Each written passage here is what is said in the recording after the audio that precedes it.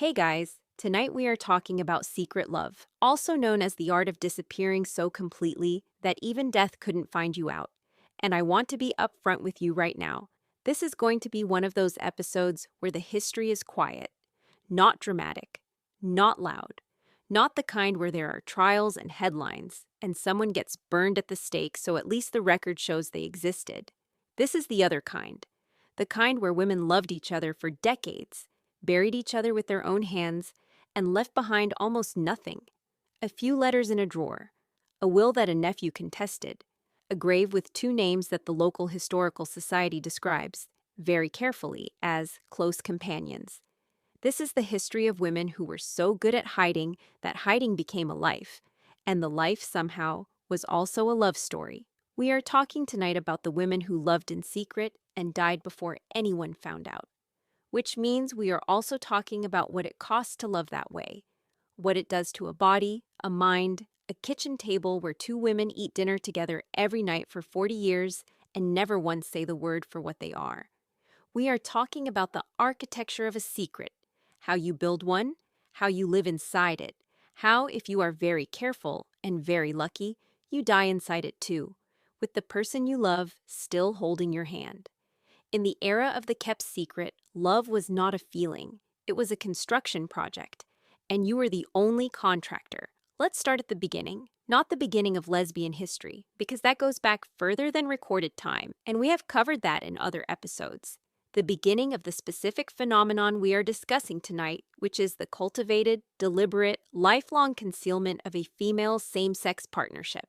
Not concealment from shame, necessarily.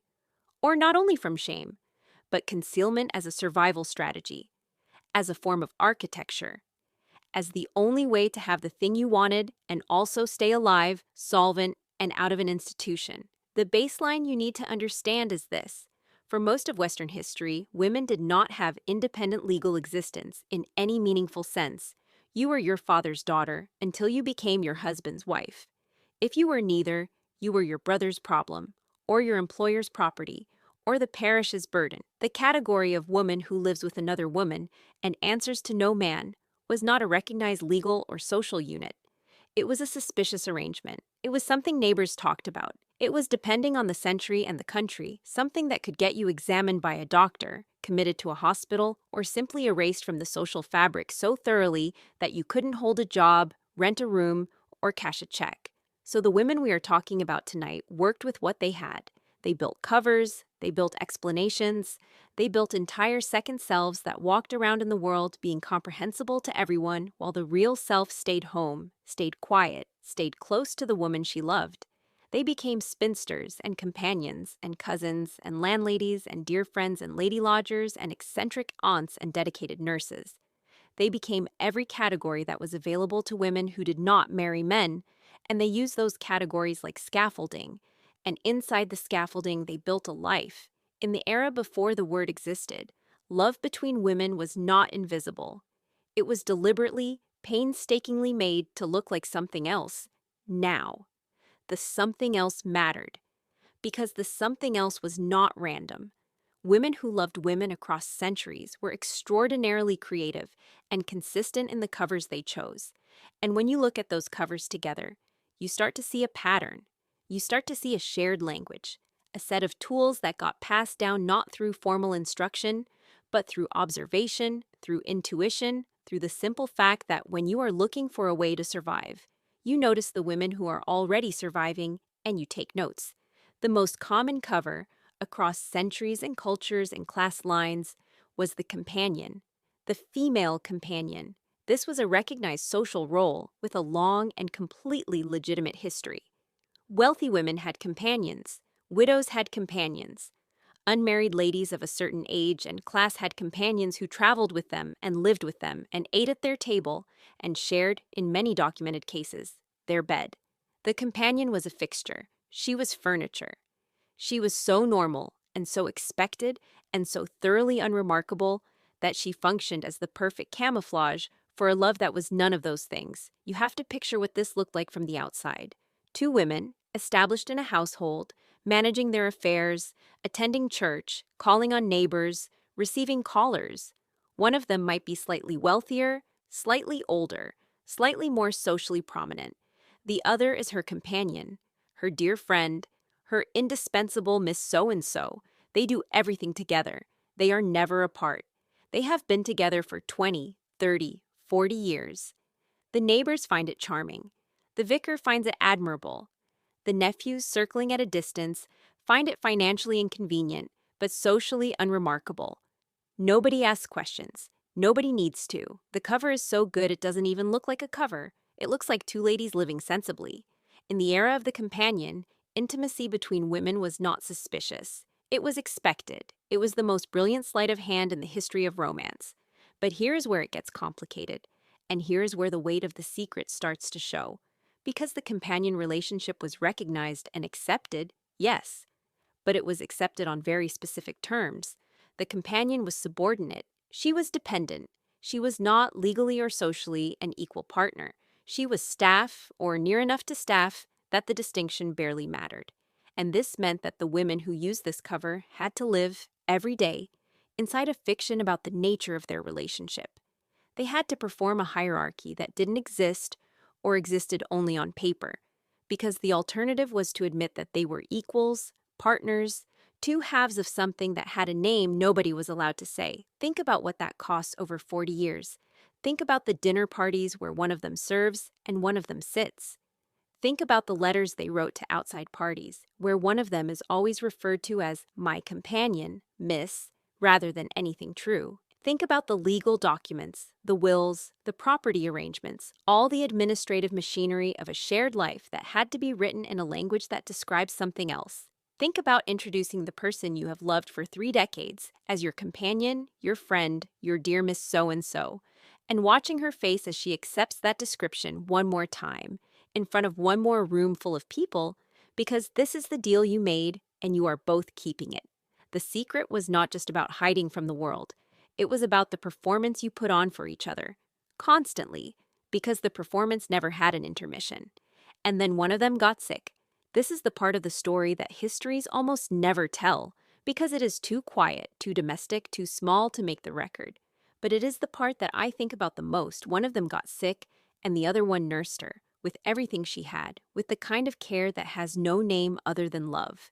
She sat by the bed, and she held the hand, and she managed the medicine, and she warded off the visitors, and she did not sleep, and she did not eat, and she did not leave.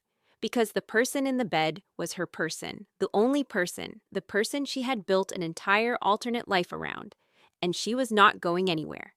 And when it was over, when the person in the bed was gone, the one who was left behind had no recognized status, no legal claim, no acknowledged loss. She was the companion. She was the friend. She was the dear Miss So-and-so, who would of course need to find new lodgings now that the household was being settled. The family came in, the nephews came in, the papers were reviewed, the furniture was divided, and the surviving woman stood in the rooms where she had lived her entire adult life and watched people who barely knew the dead woman distribute the evidence of their shared existence between themselves. In the era of the unrecognized partner, grief was not a private matter. It was a legal process that erased you from the record completely. Now let's talk about the letters, because the letters are where the secret left marks it didn't mean to leave. Women who loved each other in secret wrote to each other constantly. This is one of the great historical paradoxes of female same-sex love. The more secret the relationship, the more intensely documented it sometimes was, because writing was how they communicated across the distances imposed by a world that didn't acknowledge what they were. When they had to be apart, when one of them was traveling, or visiting family, or confined by illness, they wrote. And they wrote with a freedom that the dinner party, the church pew, the drawing room conversation never allowed. The letters are where the real language appears. Not the language of companion and friend, and dear Miss So-and-so, but the other language. The language of you are the only thing. The language of I cannot sleep in a room you are not in. The language of when I imagine my life without you, I cannot see anything, only a kind of blankness that I refuse to look at directly. These letters exist. They have been found in attics and archives, and the backs of drawers, and the false bottoms of writing desks.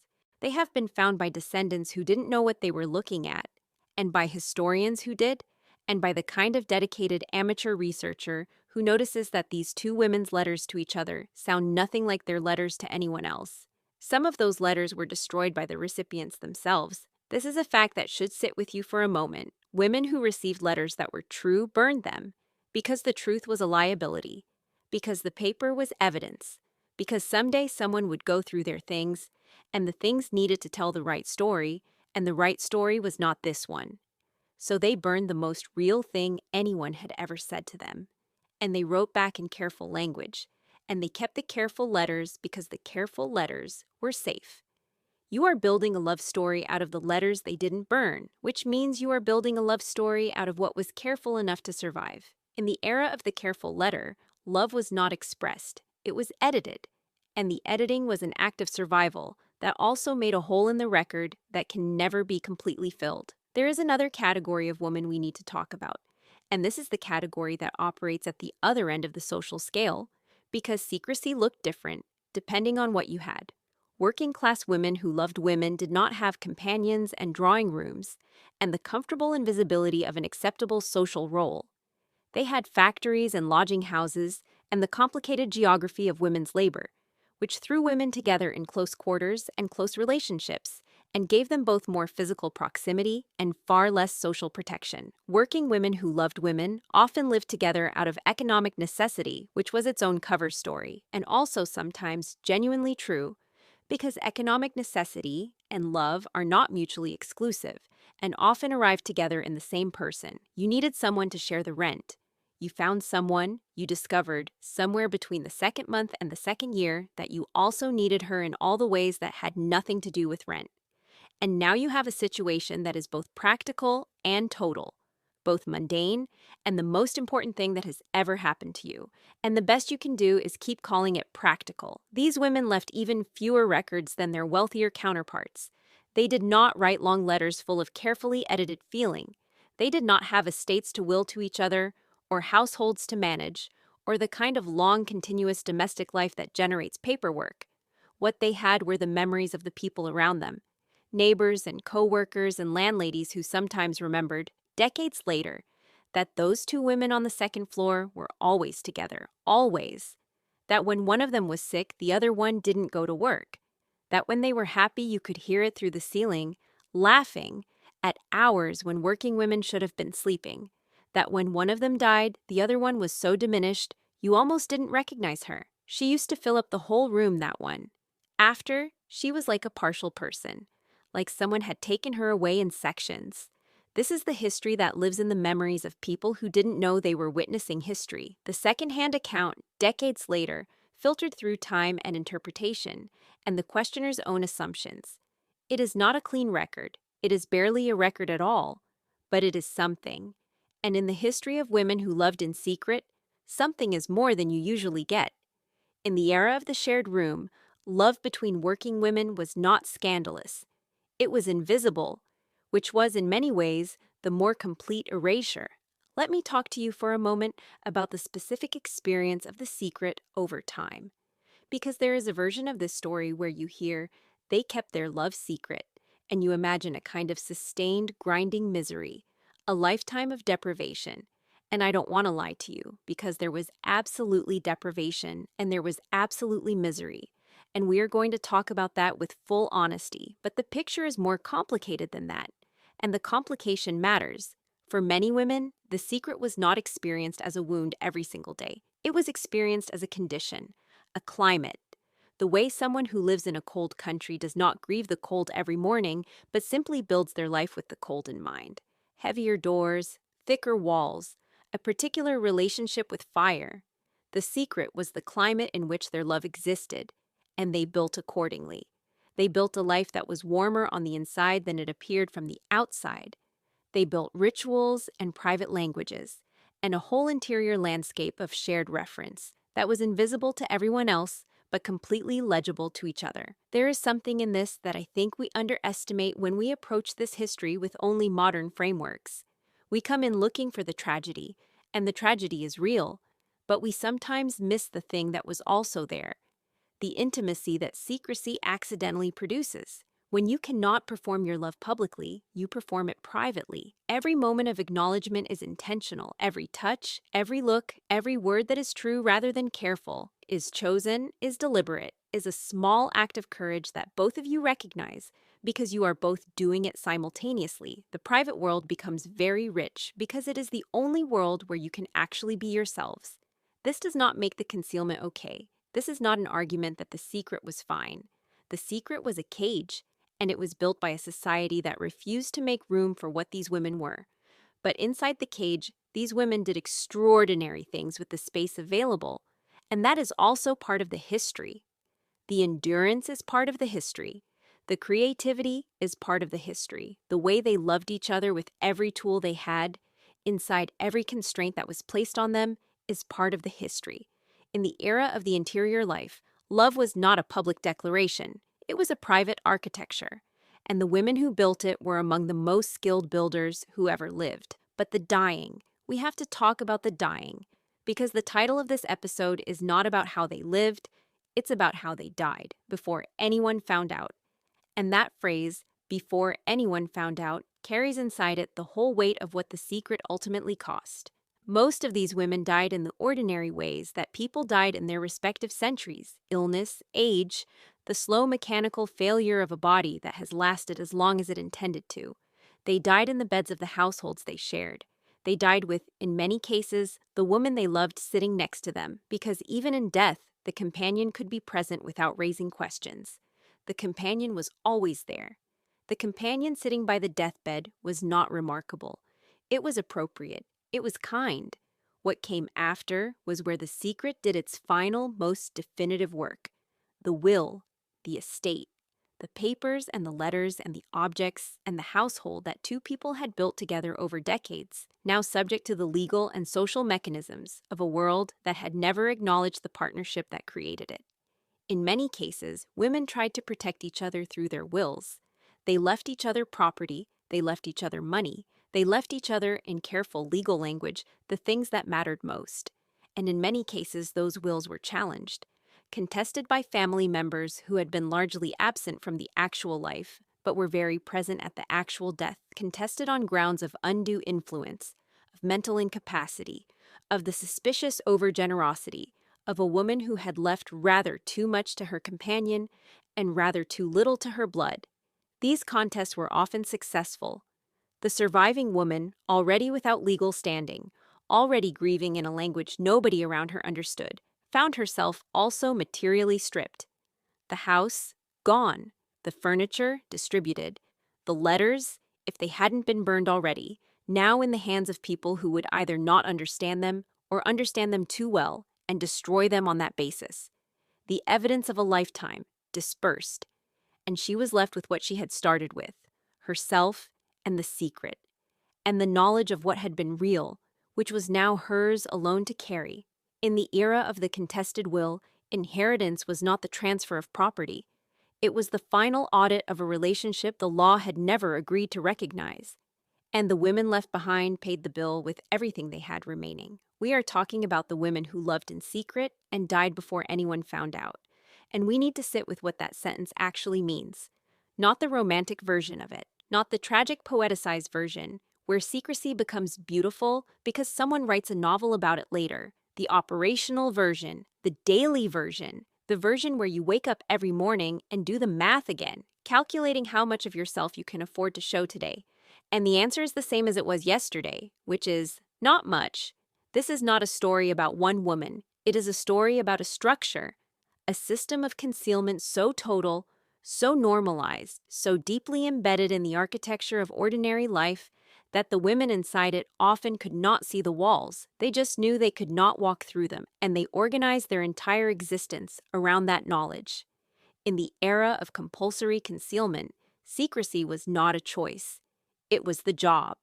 The first thing you have to understand is how early it started, not in adulthood. Not when you fell in love for the first time and understood what that meant and what it would cost. Earlier. Much earlier. Before you had language for it, before you had context, before you had any framework at all, except the slow dawning comprehension that the thing you felt was not the thing you were supposed to feel, and that the gap between those two things was going to require management. You learned to watch other girls the way you were supposed to watch boys. You learned to produce the correct expression when boys were discussed. You learned to participate in the ritual performances of heterosexual longing with enough accuracy that no one looked too closely, which meant you were also, from a very young age, developing the performance skills of someone who would spend decades maintaining a cover identity. You were not learning to be yourself. You were learning to be the version of yourself that the world around you could accept, and you were doing this at the age when most children were simply allowed to be children. The concealment started before there was anything to conceal. It started as a precautionary habit, a defensive posture, and by the time you actually had something to hide, you had already been hiding it, in rough draft form, for years. The body knew before the mind named it, and the body had already learned to lie. In the era of early conditioning, the secret was not something you discovered. It was something you were trained to keep before you even knew what it was. What did daily life actually look like for the women who successfully maintained these secrets until death? It looked like everyone else's daily life. That was the point. That was the entire technical achievement. The surface was indistinguishable. You went to work, you attended family events, you performed the social rituals expected of a woman of your era and station. You answered questions about marriage with the same deflections you had been using for so long, they had become reflex. You were busy. You were focused on your career. You had not yet met the right man. The right man remained conveniently, perpetually on the horizon, never arriving. The women who were partnered had an additional layer of maintenance, 2 households perhaps, maintained in careful separation, or one shared household built around a cover story that the neighborhood had accepted and stopped questioning, because the questioning itself becomes socially awkward after a certain number of years. Companions, roommates, very close friends.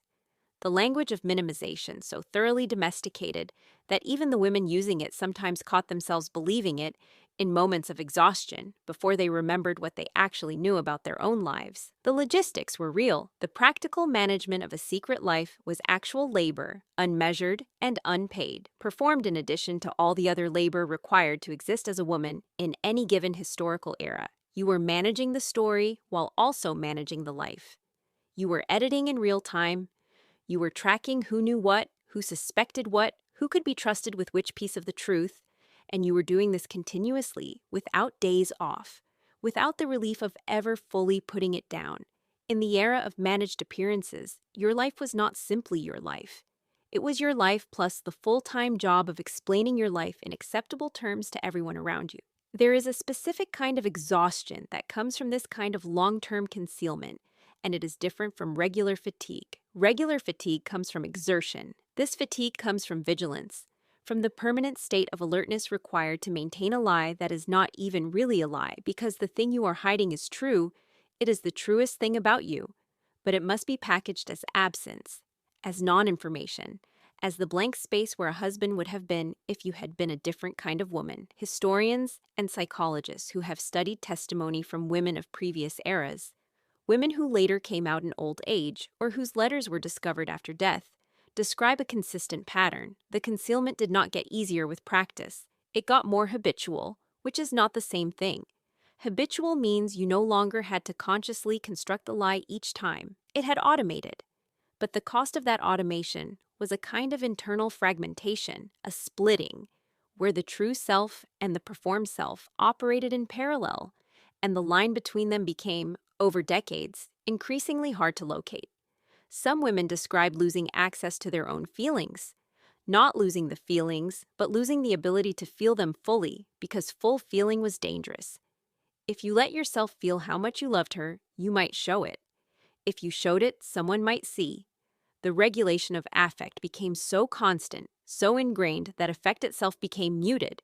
You loved her. Of course you did. You had loved her for 30 years, but you had also spent 30 years turning the volume down on that love in public, and sometimes in private too, because the habit doesn't switch off at the door, and after a while you are turning the volume down everywhere, including inside yourself. In the era of managed feeling, love was not freely experienced. It was administered, carefully, in controlled doses, by women who had learned that too much of it visible at once could destroy everything.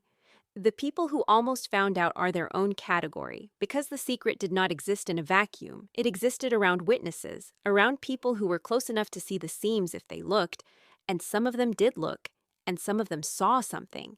And then what happened depended entirely on what that person chose to do with what they saw.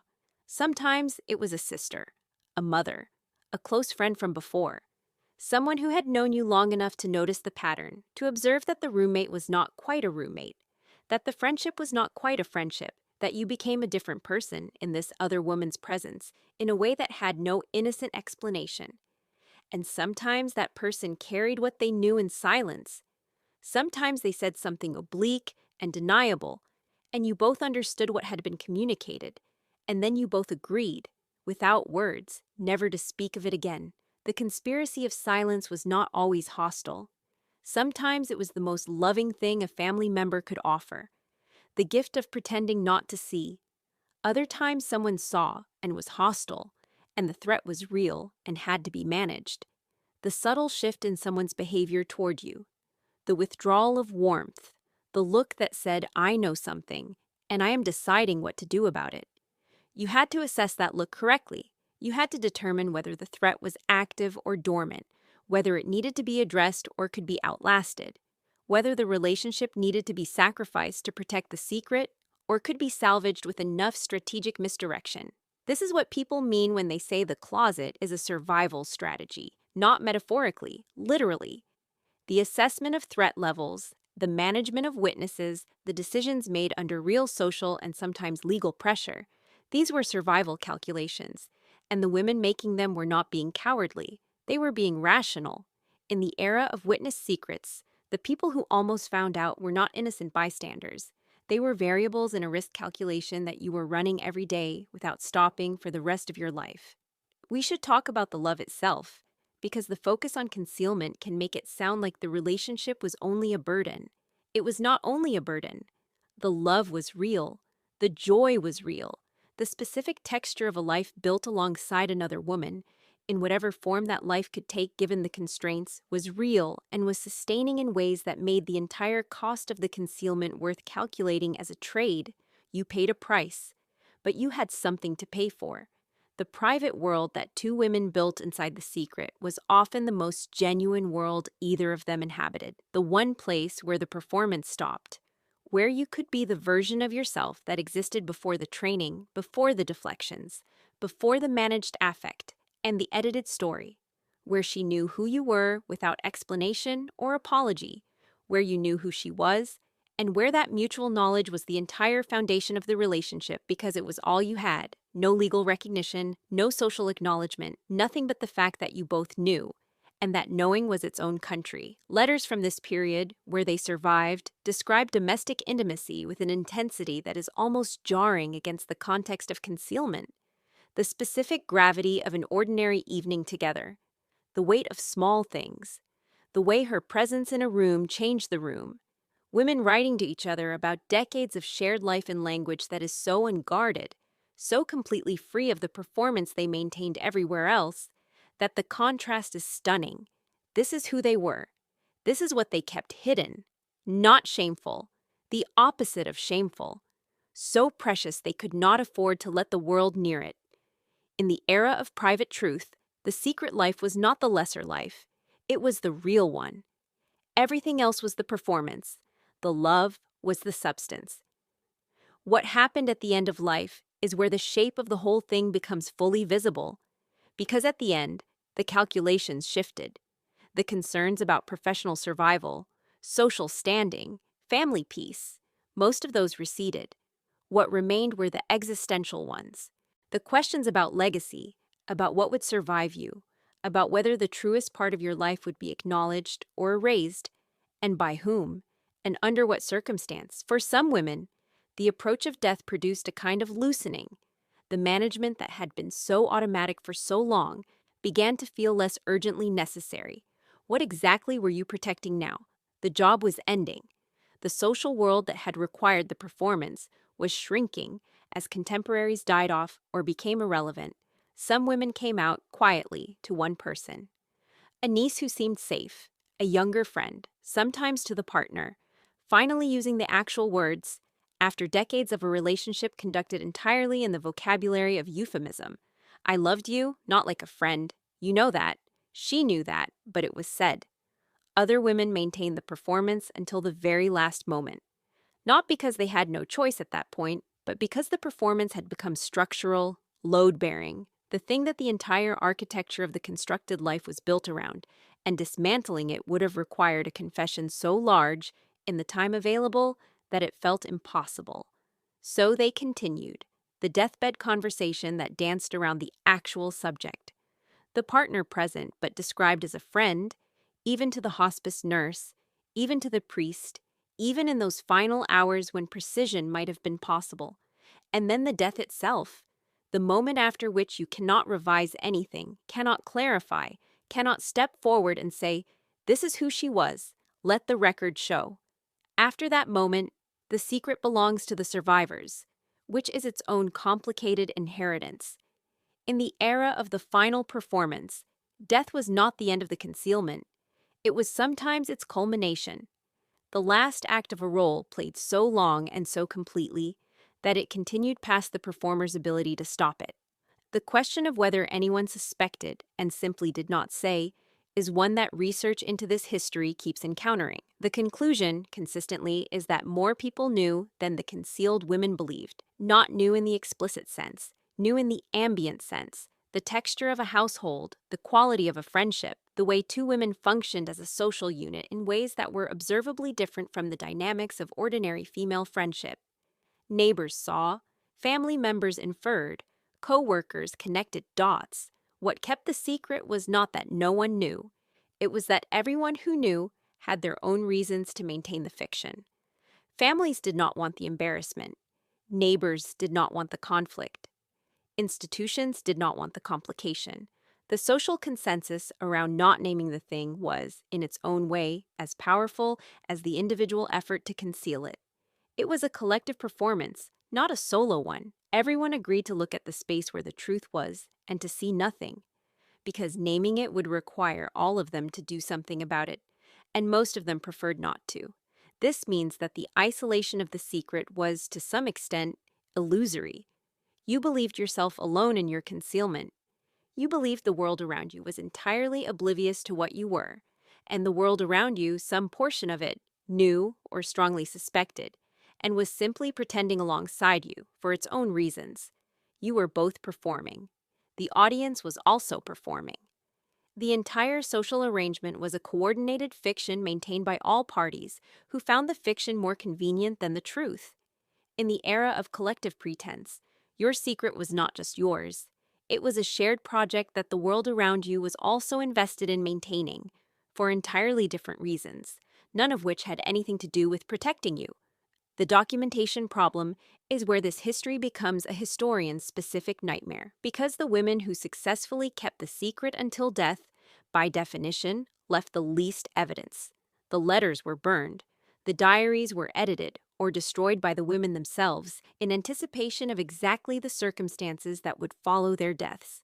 The partners who knew the whole truth were not recognized as sources of official record. What remains is absence, negative space, the shape of a life with the most important fact removed. Researchers working in this area describe the method of inference from gaps. You find a woman who never married, who shared a household with another woman for decades, whose correspondence shows a particular quality of attachment, whose will left everything to that other woman, whose friends from her social circle included a notable proportion of women fitting similar profiles, and you triangulate.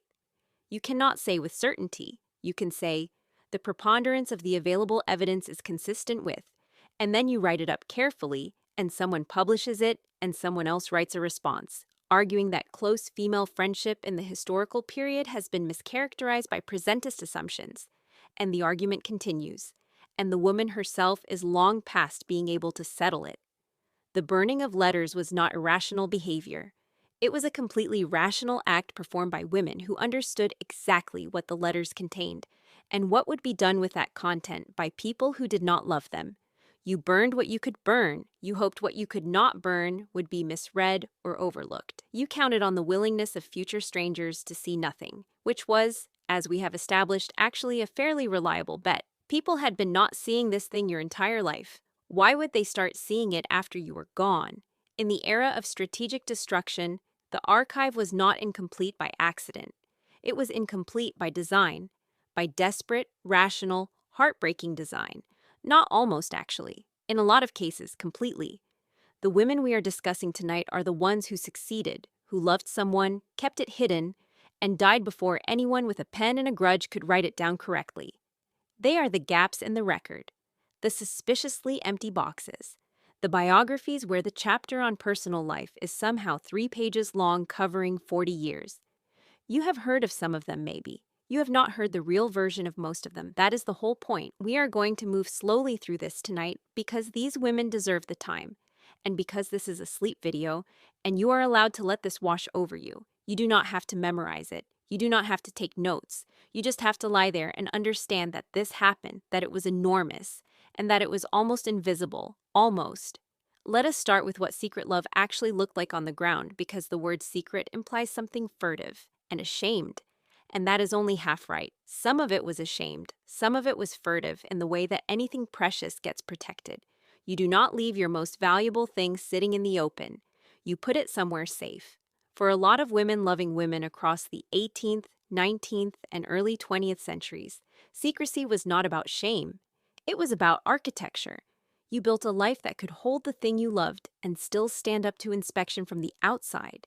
You made it structurally sound. You made it look like all the other houses on the street.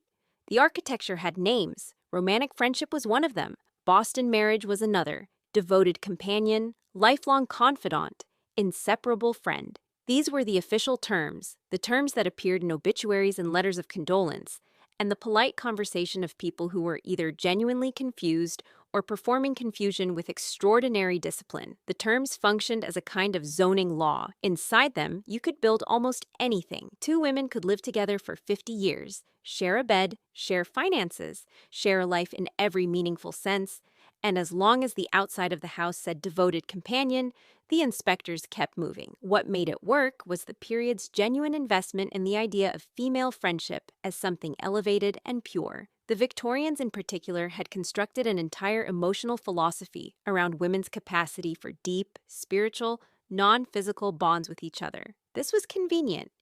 It was convenient the way a very large coat is convenient when you are smuggling something. The coat was not made for smuggling.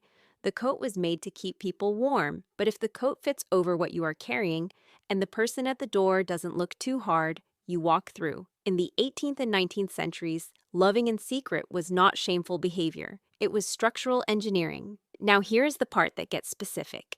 And this is where the sleep video format actually works for this material, because you do not need to stay fully awake to absorb what is being said. You can let it enter you at whatever depth you are currently at. The specific thing is this. The women who succeeded at keeping the secret were not necessarily better at hiding than the women who were found out. They were often just luckier. They died before the investigative biography was fashionable. They died before their letters were considered historically significant. They died before anyone thought to interview their surviving friends. They died in the right decade, which sounds absurd, but dying in the right decade made an enormous difference to whether the truth survived you. Think about the timing. A woman who dies in 1870 leaves papers that might sit in a family attic for 50 years. When someone finally goes through them in 1920, the reader brings 1920s attitudes to 1870s letters. Depending on where those attitudes land, the letters either get read as romantic friendship, which is the safe reading, or they get read as something else, which is the dangerous reading. But a woman who dies in 1910 might have papers that get examined in 1960, when attitudes have shifted again, when there is a specific vocabulary for what those letters contain, when the person going through the box is looking for something. The same letters, 50 years later, survive very differently.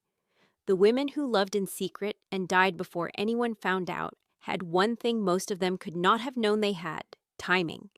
They died into the right silence, the silence that had not yet become a crime scene. In the era of convenient timing, survival was not about your secrets. It was about who found them and when. There is a particular kind of woman who appears again and again in the historical record as what scholars sometimes call an oblique case. She is there. Her life is documented. There are letters and diaries, and often a published body of work or a notable public role. But the personal material is thin in a specific shaped way, not randomly thin. Thin in the places that would answer certain questions. The family correspondence survives. The professional correspondence survives. The letters to a person whose name appears frequently in other sources, do not survive.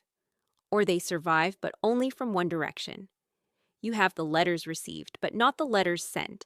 Or you have the letters sent, but they have been edited, visibly, with pages removed, or passages inked out by a hand that is not the writer's. These shaped silences are different from random archival loss. Random archival loss gives you random holes. Fires and floods and simple neglect produce a certain kind of documentary chaos that historians recognize. Shaped silence produces something else. It produces a negative space with very clean edges. You can see exactly where something was removed because the surrounding material is intact. The shape of the missing thing is readable in what remains, the way you can tell the shape of an object from the shadow it cast. Women who understood this left their own counter shapes, sometimes deliberately. A letter that says only I have received yours and understood it completely, with no quotation of what yours contained, is a letter that preserved its own answer while destroying its own question. You read the reply without ever seeing what it replied to. The writer knew this might happen. The writer was managing the archive from inside the archive, composing for two audiences, the person who was going to read it in the next week and the stranger who was going to read it in the next century. Both audiences got different information from the same document.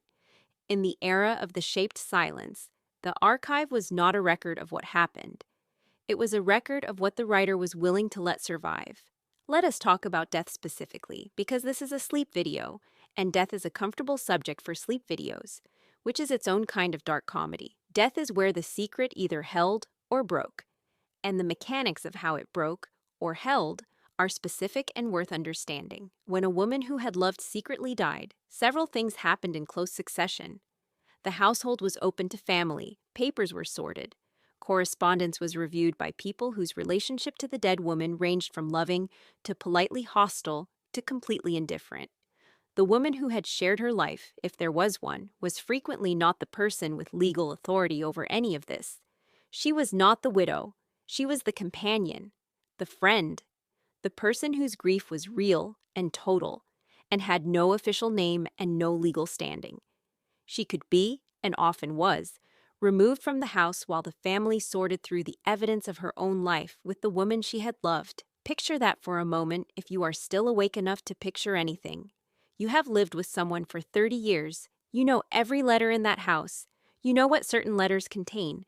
You know which ones need to disappear, and you are standing outside or sitting in the kitchen while strangers make decisions in the rooms you shared. And there is nothing you can do about it except hope that the family either does not find them or does not understand what they found, or is kind enough or incurious enough to let it go. Sometimes the survivor had gotten there first. Sometimes she had understood that death was coming and had spent those final weeks burning, removing, relocating. Sometimes she had not understood in time. Sometimes the death was sudden. Sometimes she had understood and simply could not make herself destroy the last evidence that the love had been real and documented and received. Because that was the other problem with burning the letters. The letters were proof, not the dangerous kind of proof, not proof to be used against you, the personal kind of proof, the proof that you were loved specifically in words by someone who had sat down and chosen every word and directed every word at you. Burning that was not nothing. Burning that was its own kind of grief. In the era of the deathbed decision, love was not what survived. It was what you could bring yourself to destroy. There is a category of these women that historians call the passing generation, though not always meaning the same thing by it. The women born in the mid-19th century who came of age before the medical and legal apparatus around same-sex love had fully assembled itself, who lived through the slow construction of that apparatus, and who died, many of them, just as it reached full operating capacity. These women had spent their lives in the window between romantic friendship as acceptable cultural form and inversion as clinical and legal category. They had navigated the transition. Some of them had watched younger women get caught in frameworks that had not existed when they were young. For these women, secrecy was not a single act. It was a decades-long practice that had to adapt as the cultural vocabulary shifted under them. A letter written in 1875, using the language of romantic friendship, was using the language correctly for its time. The same letter written in 1920 reads differently, because in 1920 the clinical vocabulary had arrived, and a reader in 1920 knows there are words for what these letters describe, and some of those readers are going to use those words. The women still alive in 1920 who had been writing these letters for 40 years had to understand that the letters had changed meaning without the letters changing at all. Some of them adapted. They became more careful. They began, in later life, to use a different register, cooler, more formal, aware that their correspondence might be read by people fluent in a vocabulary that had not existed when the relationships began. Some of them did not adapt, or could not, or chose not to, and their later letters are as warm and specific and legible as ever. And those women were either lucky or unlucky depending on who opened the box. In the era of shifting vocabulary, a love letter was not a stable object. It meant different things in different decades, and the meaning it held at the moment of death was the one that traveled forward. Here is something that gets underemphasized in the history of secret love among women: the role of the women who knew. Because almost no one kept a secret alone. The secret existed in a social ecosystem. There were friends who understood the situation completely and maintained the appropriate public performance. There were relatives who had quietly accepted the arrangement without ever naming it. There were neighbors who had their suspicions and kept them to themselves because the women in question were respectable and kind, and this was not their business. The secret was held not by one person, but by a small community of people who had collectively agreed, without ever formally agreeing, to hold it. When the woman died, that community had its own decisions to make. The friend who had known everything for 30 years now held the knowledge alone, or with one or two others. The question of what to do with that knowledge did not have an obvious answer. Speaking would dishonor the woman's own choices. Not speaking felt like a different kind of dishonor, an erasure of something real and large and worth knowing. Most people chose not speaking. Most people chose it not because they were ashamed of what they knew, but because they understood that the dead woman had made her choice about visibility while she was alive, and that choice did not expire at her death. This is one of the reasons the historical record is shaped the way it is. It is not only the women themselves who maintain the archives-shaped silence. It is everyone around them, the small community of knowing witnesses who went to their own deaths having never written down the most interesting thing they knew about someone they loved. In the era of collective silence, the secret was not one woman's secret. It was a shared architecture that everyone inside it agreed to maintain. And then there is the question of what love looked like in the everyday, because we have been talking about archives and documents and the mechanics of erasure, and it is worth pausing on the texture of the actual life. Two women who loved each other and had built the structure to hold it were, inside that structure, just living. Breakfast and dinner and the specific irritation of sharing a small space with someone who leaves their books everywhere, and the specific comfort of knowing exactly where that person will be when you come home. The ordinary life that love produces, that any love produces, that is recognizable across every era. You have to hold both things: the enormous weight of the concealment and the ordinary dailiness of the life being concealed. The woman writing a careful, managed letter to her beloved in 1890 was also the woman who knew exactly how that beloved took her tea, and which of her moods meant leave me alone, and which meant stay close. The managed letter was not the whole relationship. The managed letter was the relationship's survival strategy. The relationship itself was morning light and shared meals and 30 years of sleeping next to the same person and knowing that person's breathing well enough to know in the dark whether they were asleep or awake. The history that survives these women tends to be the history of the management, because the management left traces. The ordinary dailiness left fewer traces, because ordinary dailiness almost never thinks of itself as historically significant. But it was there. All of it was there. Every quiet morning of it. In the era of hidden ordinary love, the archive captured the camouflage. The life it was covering lived and died without leaving much more than a shape. These women succeeded. That is the final note, and it is worth holding. The women we are talking about tonight achieved what they were trying to achieve. They loved who they loved. They built a life around that love. They died without being exposed in the ways that would have cost them what they had built. They succeeded on their own terms, which were not small terms. The terms were everything. The terms were the relationship, the home, the daily life, the work, the community. They protected all of it. They protected it through decades of careful navigation and letter burning and strategic vocabulary, and the cooperation of a small community of people who loved them enough to hold the silence. The fact that the record is incomplete is the proof of their success. The gaps are the victory.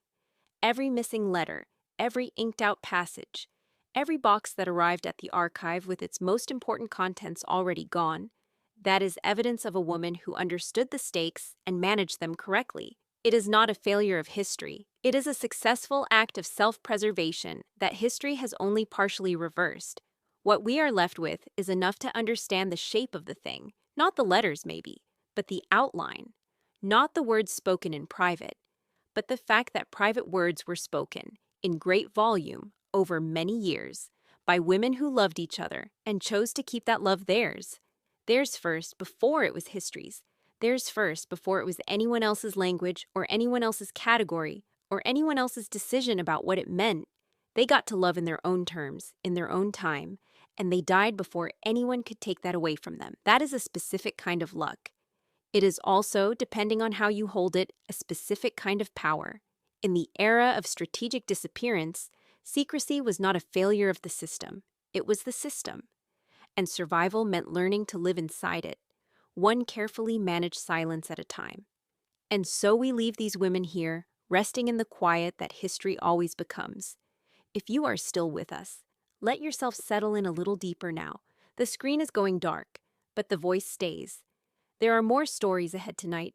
Let them find you in the dark. Let's set the scene. Medieval Italy is not one country. It is a collection of city-states, papal territories, merchant republics, and feudal holdings, all of them deeply Catholic, all of them deeply convinced that women require management. The church is not just a spiritual institution here. It is a legal authority, a landlord, a court system, and a social infrastructure rolled into one, and it has an answer for every inconvenient woman who cannot or will not be married off. That answer is the convent. You are a widow with property someone else wants. The convent. You are a daughter in a family that cannot afford your dowry. The convent. You are intellectually ambitious, spiritually serious, or simply inconvenient to the marriage market. The convent. Italy in the medieval period has more convents per capita than almost anywhere else in the Christian world. And those convents are full of women who did not all choose to be there. Women who brought their entire emotional lives with them when they walked through the gate. This matters because it shapes everything about what happened inside those walls. These were not uniformly women who had renounced the world for God. They were women who had been placed in the world's waiting room and told to pray quietly until further notice. Some of them were genuinely devout. Some of them were furious. Most of them were somewhere in between, making a life out of what they had, forming bonds, hierarchies, rivalries, and yes, love affairs, in the only community available to them. In medieval Italy, the convent was not a refuge from women's lives. It was where women's lives actually happened. The economics of enclosure are important, and almost nobody talks about them.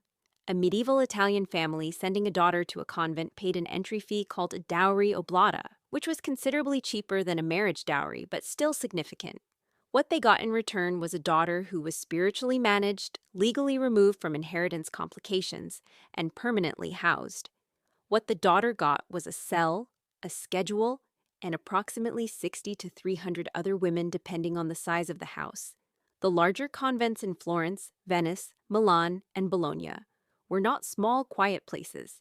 They were institutions, with their own farms, workshops, schools, scriptorium operations, and extensive networks of lay servants, visiting confessors, and family members who came and went through the parlor grate. They were, in every practical sense, women's cities, and like any city, they had everything a city has, including desire. In medieval Italy, the convent was not a place outside of ordinary life. It was one of the primary places where ordinary life for women occurred. Now let's talk about what the church actually thought it was doing. The theology of female enclosure in medieval Italy rests on a specific anxiety, which is that women's bodies are occasions of sin, and the most efficient solution is to put those bodies somewhere they cannot cause trouble for men. This is stated with remarkable frankness in church documents. The Fourth Lateran Council in 1215 tightened enclosure rules significantly. The Council of Trent in the 16th century, which is technically early modern but is responding to medieval practices that had accumulated for centuries, essentially declared open war on the relatively porous convent culture that had developed, mandating strict enclosure, limiting contact with outsiders, and trying to transform convents into the sealed containers of female chastity the Church had always theoretically wanted them to be. The reason these councils kept having to legislate enclosure is that enclosure kept not working. Women kept finding ways around it. Abbesses negotiated exemptions. Families pressured convents to allow visiting. Nuns left to attend family events, to conduct business, to simply go outside. The rules existed in a constant tension with the actual texture of convent life. And that tension is where you find the history. The theology also produced a specific and strange emotional vocabulary. Nuns were brides of Christ. That is not a metaphor anyone treated lightly. It meant that nuns were expected to cultivate an intensely personal, devotional, even erotic relationship with the person of Jesus. And the mystical literature produced by medieval Italian religious women is saturated with this language. Angela of Foligno, Catherine of Siena, Clare of Assisi, the Blessed Villana de Bodi, all of them produced or inspired writing that describes the love of God in terms of physical longing, embrace, union, and sometimes explicit sensory experience. This was considered orthodox. The Church was fine with women directing their erotic energy toward the divine. What it was considerably less fine with was women directing that energy toward each other. The problem was that the vocabulary was the same. The feelings described in mystical literature and the feelings described in the ecclesiastical court records about problematic nun behavior are sometimes almost indistinguishable. You are living in a culture that has given you an entire language for passionate love and told you to aim it at an invisible presence, and you are surrounded by women. The math is not complicated. In medieval Italy, mystical devotion was not a sublimation of desire. It was desire, redirected and redirected and redirected, until sometimes it came back to its original direction. The court records are where things get specific. Ecclesiastical courts in medieval Italy handled discipline within religious houses, and their records survive in archives in Florence, Venice, Bologna, Siena, and elsewhere in varying states of completeness. What they show is a consistent and recurring pattern of what the courts called mollities, a Latin term meaning softness, which was the ecclesiastical category for same-sex sexual behavior between women. This was not a rare finding. Historians like Judith Brown, whose 1986 book Immodest Acts is still the foundational text on this subject, have documented cases from the 13th century onward in which nuns were investigated, disciplined, exiled within the convent, or transferred to other houses for sexual relationships with other women. The cases range from what the records primly describe as excessive familiarities to detailed accounts of physical relationships that the investigators clearly found both disturbing and difficult to categorize. Because the theological framework for understanding female same-sex behavior was genuinely underdeveloped compared to the framework for male sodomy, this underdevelopment is significant. The Church had a robust legal and theological apparatus for prosecuting male sodomy, which was considered a serious sin with serious penalties. Female same-sex behavior existed in a murkier zone. Some theologians argued it could not constitute real sex at all, since sex required penetration and therefore required a phallus. And women had no phallus, therefore nothing had happened. Therefore, there was nothing to prosecute. This is convenient logic if what you want to do is ignore the problem. And for long stretches of medieval Italian history, ignoring the problem appears to have been the preferred approach. Other theologians argued that mollities was a grave sin equivalent to sodomy. The legal penalties varied wildly by location and period. What the records consistently show is that ecclesiastical authorities found the whole subject awkward, investigated it reluctantly when it became impossible to ignore, and preferred solutions that kept the matter quiet over solutions that created scandal. In medieval Italy, the church's response to lesbian sexuality was not moral clarity. It was institutional embarrassment managed through selective blindness. The Benedetta Carlini case is the one that gets talked about most, and it deserves the attention. Though it is technically early 17th century rather than strictly medieval, Judith Brown uncovered it in the Florentine State Archives, and it is one of the most extensively documented cases of a lesbian relationship in pre-modern European history, precisely because it went badly wrong in ways that generated paper. Benedetta Carlini was the abbess of a small convent of Theatine nuns in Pescia, in Tuscany. She was also a visionary who claimed that the angel Splenditello occasionally entered her body and acted through her. What Splenditello apparently liked to do was get into bed with Benedetta's fellow nun, Bartolomea Crivelli, and engage in what the investigation records describe in fairly explicit physical detail. The investigators sent from Florence interviewed Bartolomea at length. Bartolomea, who seems to have been genuinely frightened and possibly genuinely coerced, described years of sexual contact initiated by Benedetta, often framed as divine will, involving kissing, touching, and what the record describes as things that honest women do not do. The theological problem this created for the investigators was not the sexuality, it was the visions. Benedetta had already been recognized as a holy woman by local authorities. She had stigmata. She had performed apparent miracles.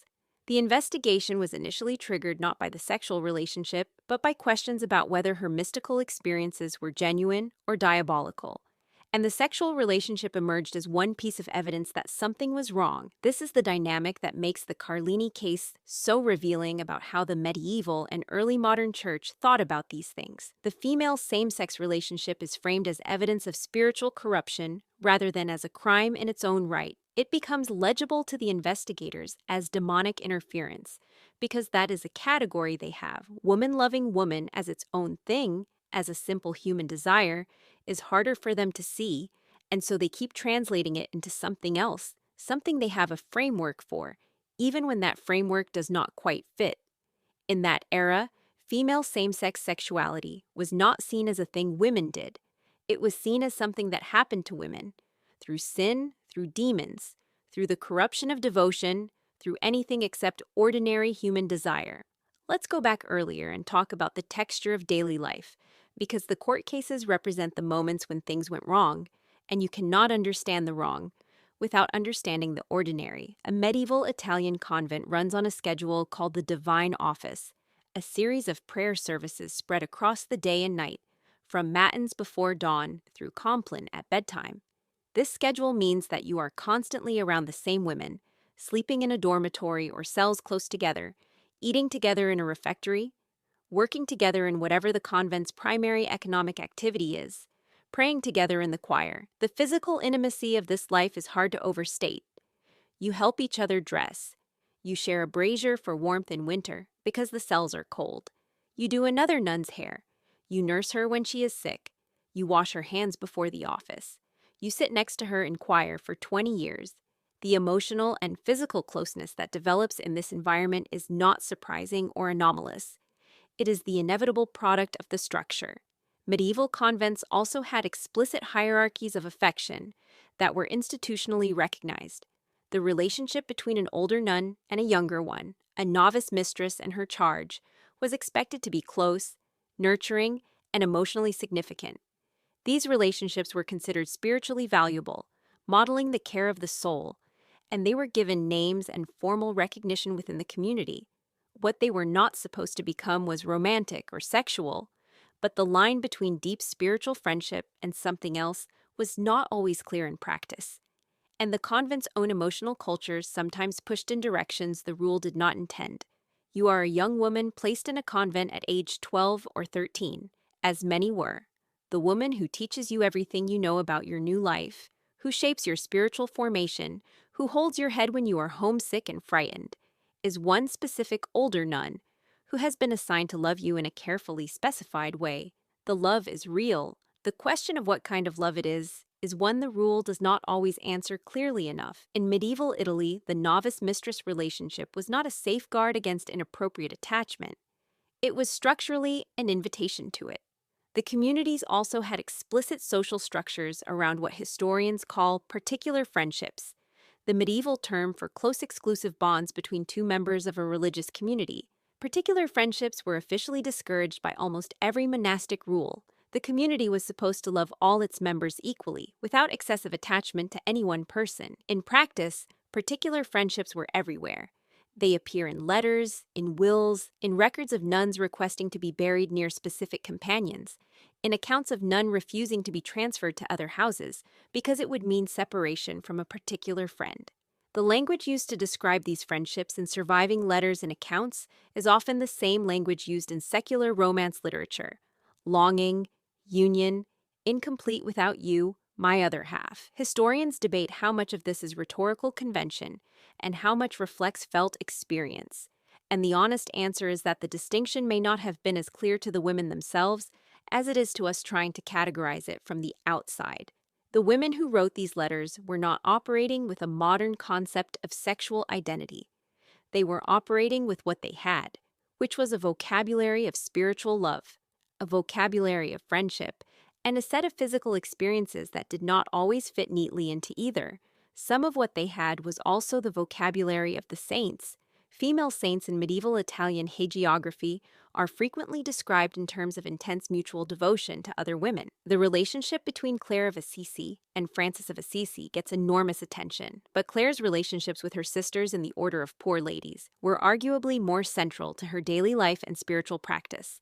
And the accounts of those relationships are full of physical tenderness, sleeping in proximity, mutual care during illness, and what reads very much like deep romantic attachment in modern terms. Catherine of Siena surrounded herself with a familia, a family of devoted followers, including women who slept near her, cared for her body during her extreme ascetic practices, and wrote letters about her that used the language of complete devotion.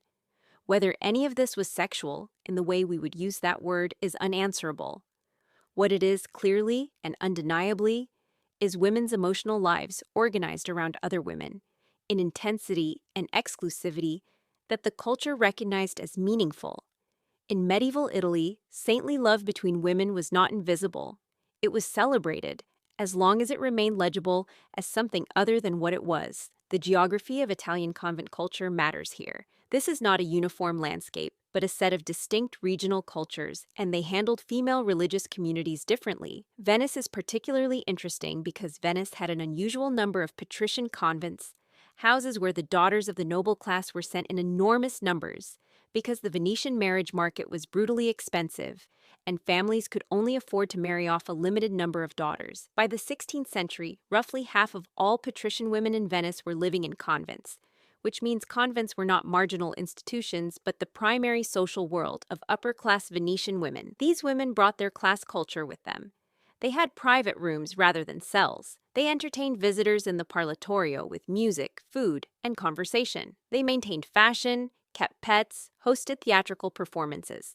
The standard of enclosure in Venetian patrician convents was notoriously lax by the standards of reformers, and the Council of Trent's attempt to tighten it was met with outrage by the families who had basically been using convents as comfortable storage for their surplus daughters and expected them to remain comfortable. The women in these convents were not uniformly unhappy, but they were women whose primary emotional world was other women, and the records of Venetian convent life include accounts of jealousy, rivalry, and passionate attachment that are familiar to anyone who has read about communities where desire has no legitimate outlet. Florence had a different pattern. Florentine convents were more strictly regulated, more integrated into the reform movements that swept through Italian religious life in the 14th and 15th centuries, more likely to house women who had chosen religious life with genuine devotion.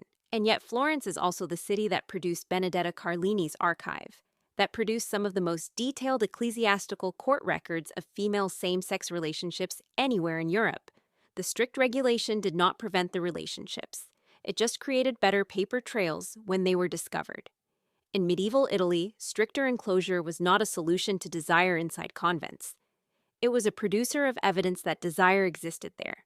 The specific acts that appear in court records deserve a careful look because they reveal something about how medieval Italian women understood and experienced sexuality. The records describe a range of physical contact, from kissing and embracing to manual stimulation, to what investigators describe with careful vagueness as turpitudines, obscenities, without always specifying exactly what they mean.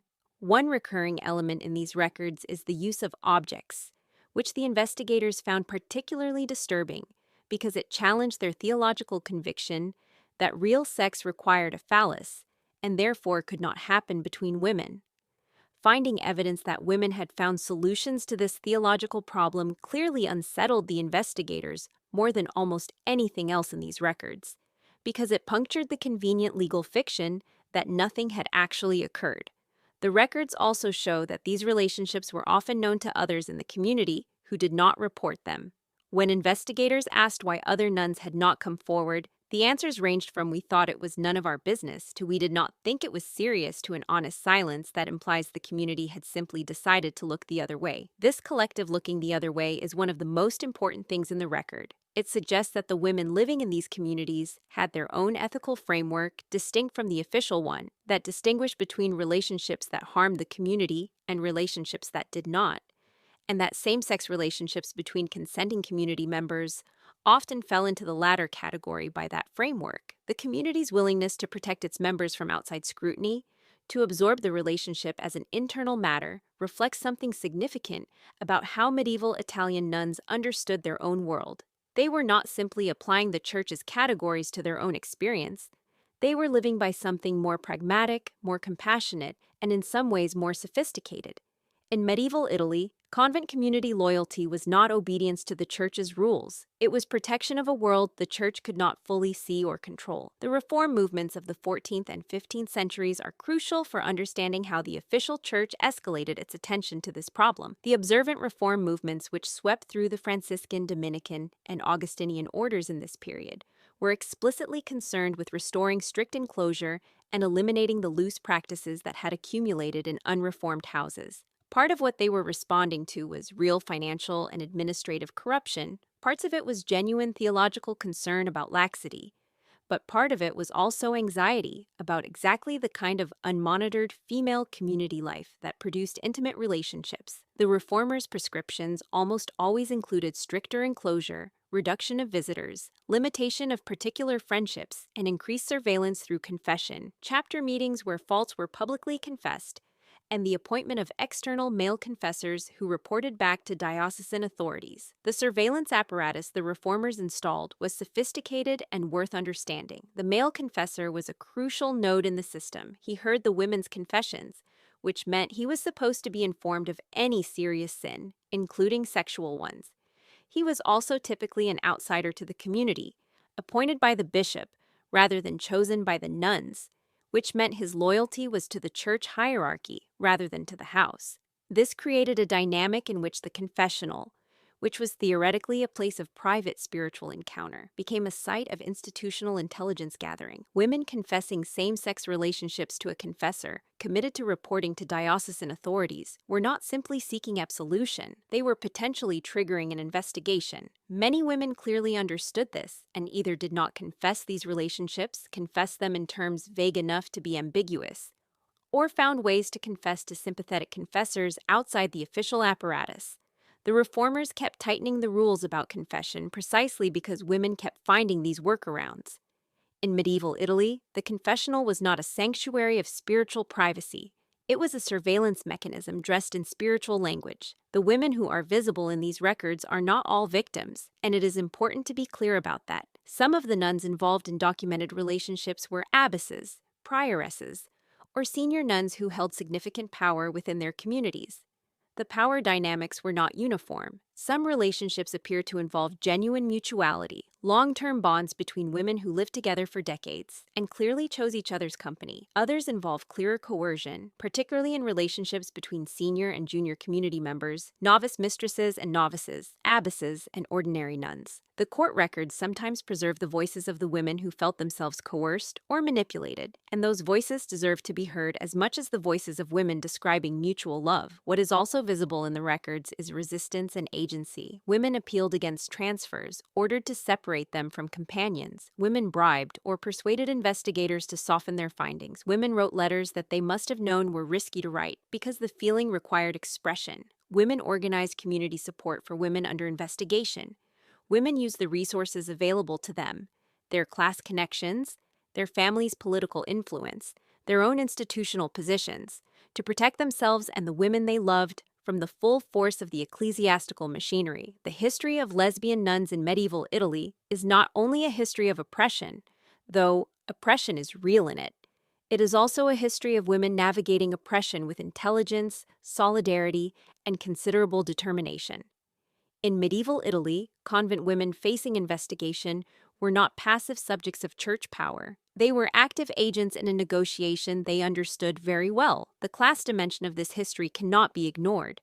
The kind of convent that appears in court records, that generated enough paper to be recoverable, tends to be the kind of convent that housed women of sufficient social standing to make investigators tread carefully. Poor women, lay sisters, the servants who lived and worked in convents, appear in the records much less often, and when they appear, it is usually as witnesses or victims, rather than as subjects in their own right. This does not mean their experiences were less rich or less significant. It means that the paper trail follows power, as it always does. The woman who could mobilize family connections, who could afford a good notary, whose case touched the interests of powerful Florentine or Venetian families, left traces. The conversa, the lay sister who scrubbed the floors and worked in the kitchen and slept in a dormitory rather than a cell, almost certainly had her own emotional life and her own relationships, and almost none of it is directly recoverable. The lay sister's world overlapped with the choir nun's world in ways that also created relationships, and the records occasionally illuminate this, usually when something went wrong. The hierarchy within a convent was strict and was supposed to prevent excessive familiarity across class lines. For the same reasons, it was supposed to prevent any particular friendship, because attachment to individuals disrupted the communal order. Whether it actually prevented the attachments is doubtful. What it did was make those attachments more dangerous to both parties, since a relationship across the choir nun and lay sister divide was transgressive in multiple ways simultaneously, involving class inversion as well as sexual transgression. And investigators found these cases particularly troubling. In medieval Italy, class hierarchy inside convents was not protection against desire. It was another dimension along which desire could be transgressive. There is a question worth sitting with about how the women themselves understood what they were doing.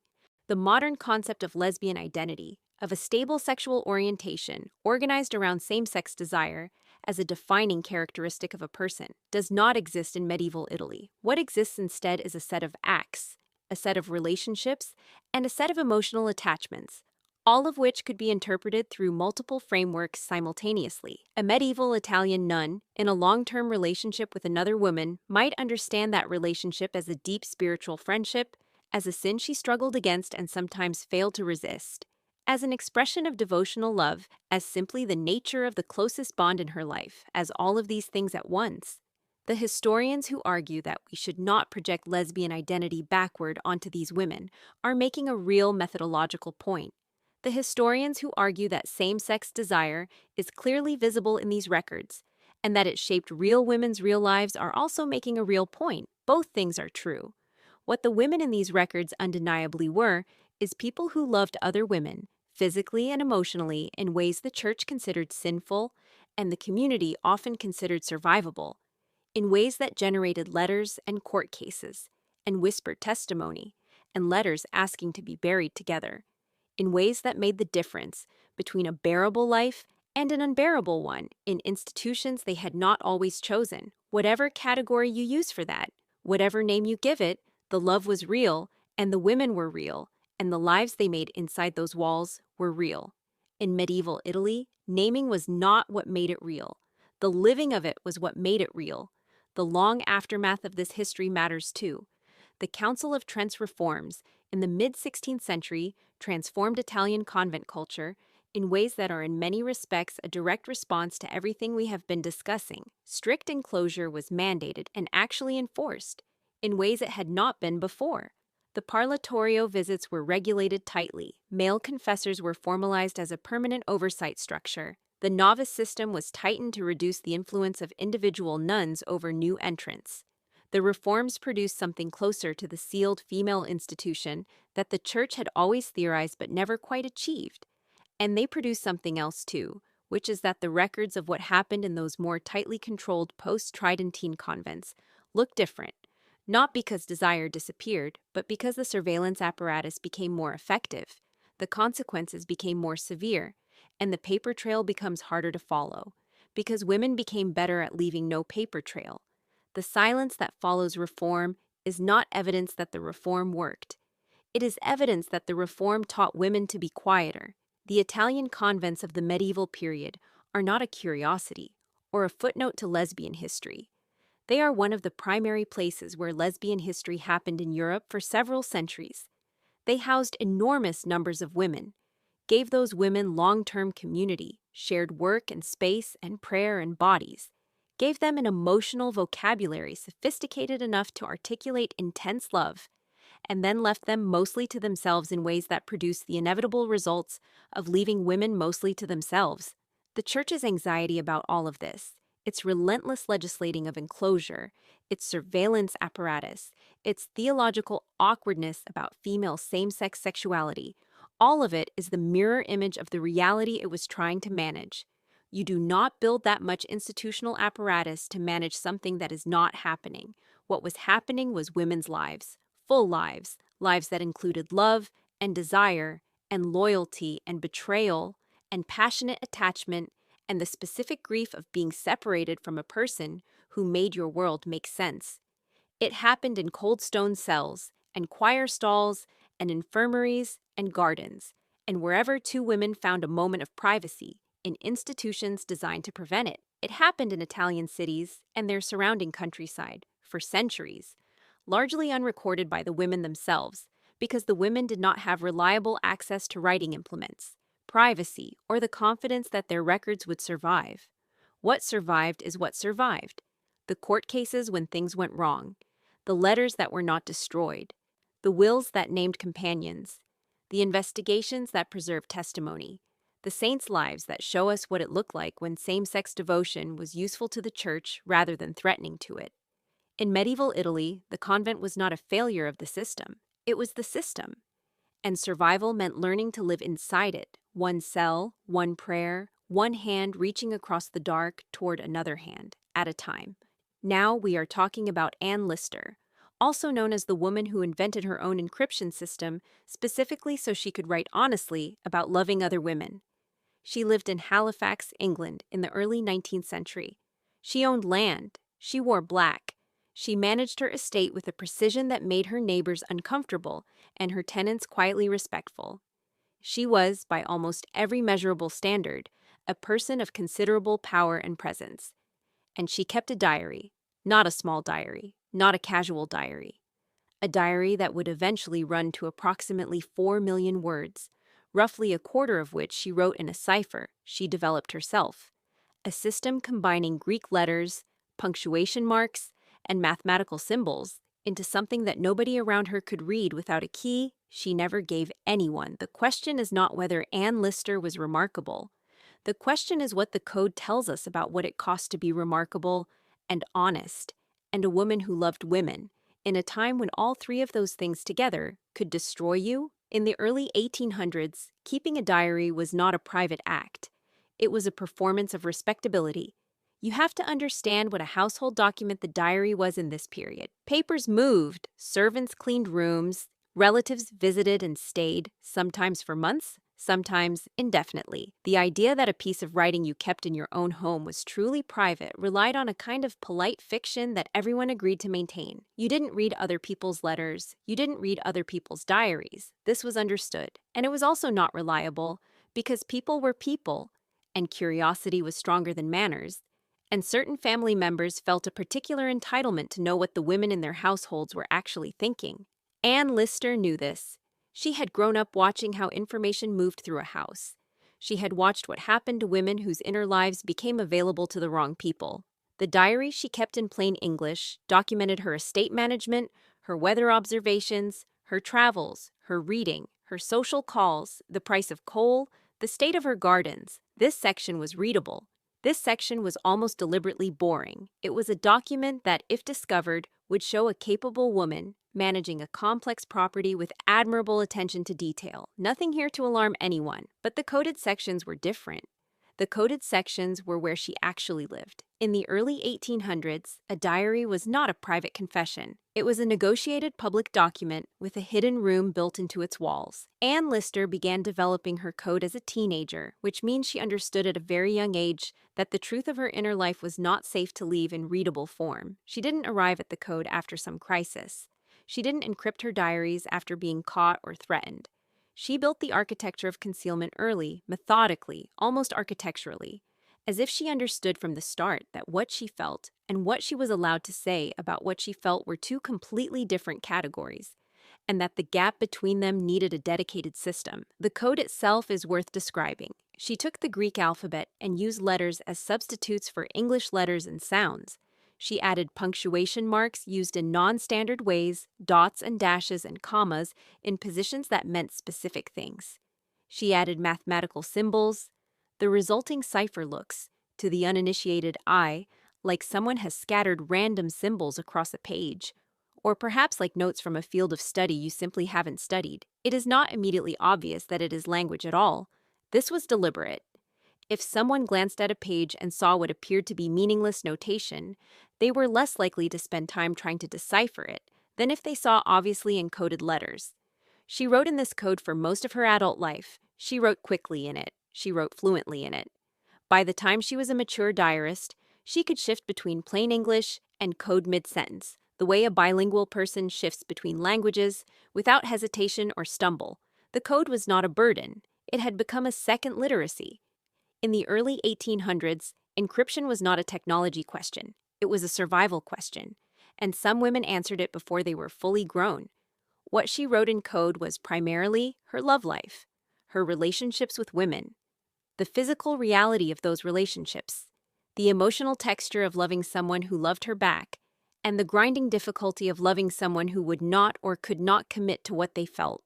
The code held the names, the dates, the specific details of specific encounters, the conversations she had with women she was in love with, the negotiations and arguments and reconciliations, the particular quality of lying next to someone and knowing you were not supposed to be there but being unable to be anywhere else. She used a specific term in her coded writing for sexual contact between herself and other women. She called it kisses, in a way that was clearly euphemistic, and historians who have decoded and studied the diaries have mapped her relationships through this language with considerable specificity. She was not vague. She was not metaphorical in a way that obscured meaning. She wrote about her body and the bodies of other women with a clarity and a matter-of-factness that is, even now, slightly startling.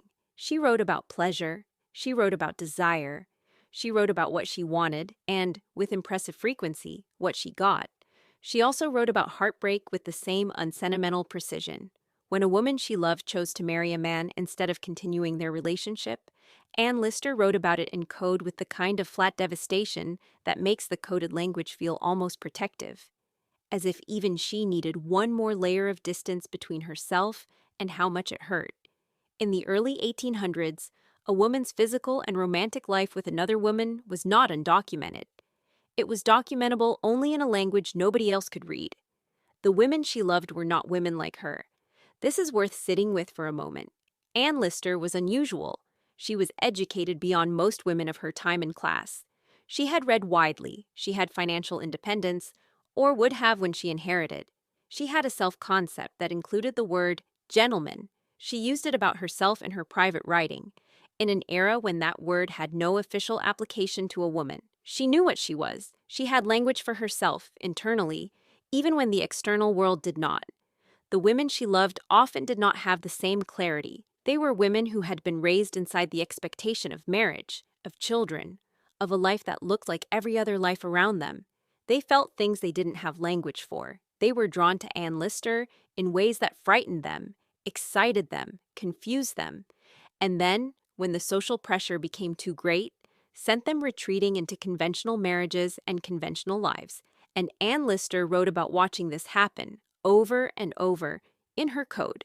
She wrote about it with anger and grief and a recurring bewilderment that reads, across 2 centuries, as completely recognizable. She loved a woman named Mariana Belcom for years.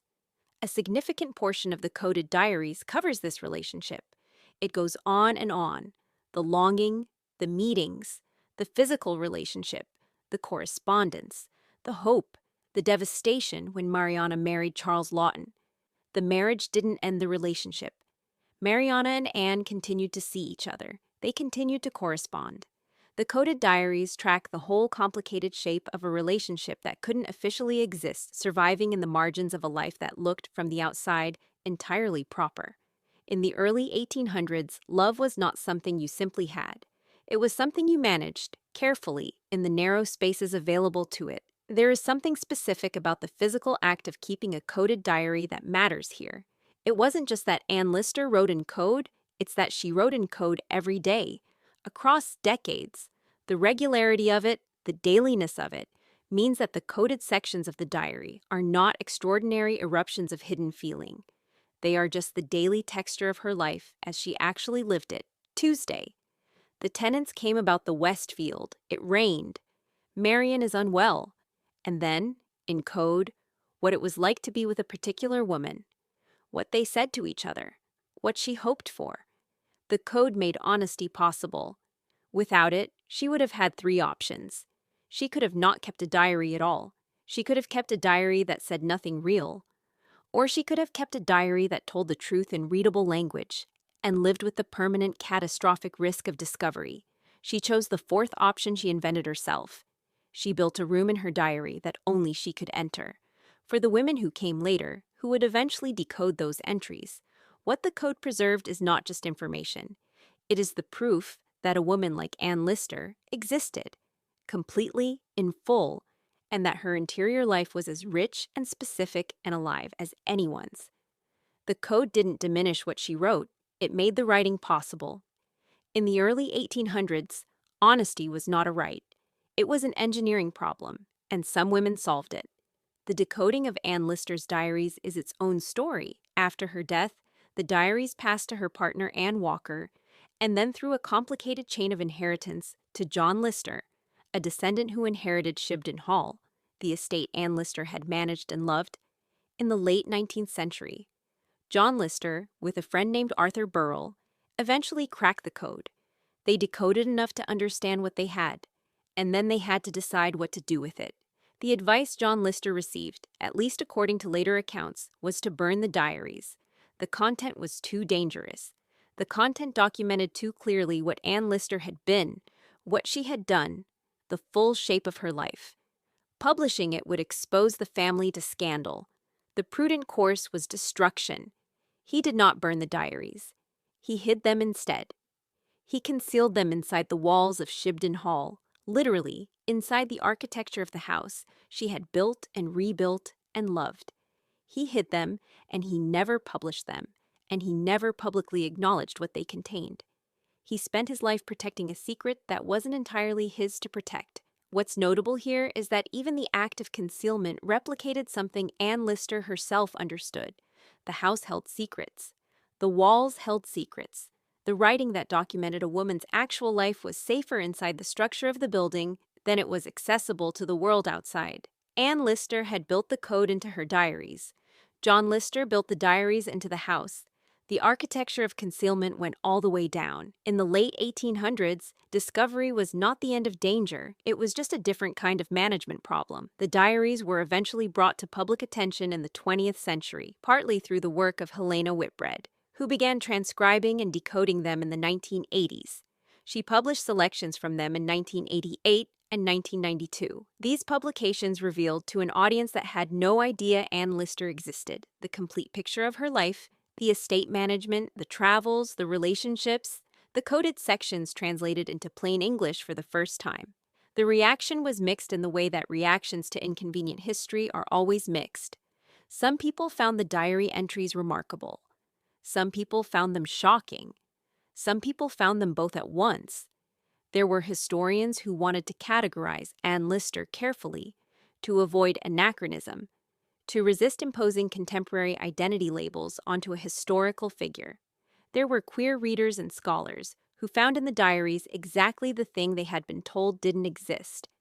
Documentary proof of a woman in the 19th century who knew herself to be oriented toward other women, who used language in her private writing to describe this as a consistent and defining aspect of herself, who loved women across decades with full emotional and physical specificity. In the late 20th century, a historical diary was not just a historical document. It was a contested piece of evidence in an ongoing argument about whether people like its author had ever existed at all. The television series Gentleman Jack, which aired beginning in 2019, brought Anne Lister to an enormous popular audience. Written by Sally Wainwright, the series drew directly from the coded diaries and made visible the aspects of Anne Lister's life that had been, for so long, the parts that lived only in encryption. The title came from a nickname locals in Halifax had for her, a dismissive, slightly mocking name for a woman who wore black, managed her own affairs, walked everywhere with purpose, and didn't particularly modify herself for anyone's comfort. The series made Anne Lister legible to people who had never heard of her, and it made the diaries legible by dramatizing what they contained. It also, inevitably, made certain choices, simplified certain things, dramatized certain dynamics in ways the actual historical record doesn't quite match. But what it did, regardless of those simplifications, was put a woman who loved women at the center of a story about her own life, rather than at the margin of someone else's. In the 2010s, Anne Lister was not a niche historical curiosity. She was a delayed argument, finally arriving. There is a particular woman who appears in the later sections of Anne Lister's diaries, and she matters in a different way than the others. Anne Walker was a neighboring landowner, younger than Anne Lister, and by several accounts a nervous and uncertain person, subject to depression and anxiety in ways that the period couldn't diagnose, but that the diary records with some care. Anne Lister pursued her, deliberately, strategically, not without some calculation about Anne Walker's money and the security it would provide for Shibden Hall. But also with genuine feeling, the diaries record both. The code held both. What happened between them was, by the standards of their time, and perhaps any time, extraordinary. They underwent a private ceremony of union in a church in York in 1834, Holy Trinity, Goodramgate. They exchanged rings. They took communion together as a couple. There was no legal basis for any of this. There was no official recognition. The church did not perform ceremonies for women like them, but they did it anyway. They went to a church together and they made vows, and they used the available ritual to mark something that had no other official marking available. After the ceremony, they traveled together to Europe. They lived at Shibden Hall together. Anne Walker was, in the terms that the coded diary used, Anne Lister's wife, even though that word had no official application, even though the law did not see them, even though the community around them saw two unmarried women sharing a household in an arrangement that was easy to dismiss as practical rather than romantic. In the 1830s, a wedding was not always a wedding. Sometimes it was two women in a church, taking communion together, with no word available yet for what they were doing. Anne Lister died in 1840, in the Caucasus, during a European journey. She was traveling. She died somewhere far from Halifax, far from Shibden Hall, far from the house whose walls would eventually hold her diaries. She was 49 years old. She had been writing in her code for approximately 3 decades. The diaries she left behind weighed approximately 5 kilograms. They had traveled with her. Some of them, the later volumes, were with her when she died. After her death, Anne Walker's situation deteriorated rapidly. Without Anne Lister to anchor her life at Shibden Hall, Anne Walker became vulnerable in ways that Anne Lister had perhaps protected her from. Her family had her declared insane. She was removed from Shibden Hall and placed in a private asylum where she remained for the rest of her life. She was never, as far as the record shows, considered sane enough to leave. What had changed? The same woman who had lived at Shibden Hall, who had traveled to Europe, who had taken communion in a York church, making private vows, was now, without the protective presence of the one person who had structured her life, available to be disposed of. Anne Lister had kept her in place. Anne Lister had kept a lot of things in place. With her gone, the architecture collapsed. In the 1840s, a widow was not always called a widow. Sometimes she was called insane, which was a different way of saying the same thing. The coded diary has a quality that plain text doesn't have, which is that when you read it, or rather, when you read the decoded translation of it, You are always aware that you are reading something that was not meant for you. Anne Lister wrote in code because she didn't want anyone to read these sections. She encrypted her most honest writing specifically to prevent the kind of access that you, reading it now, are having. There is something uncomfortable about this that doesn't fully resolve.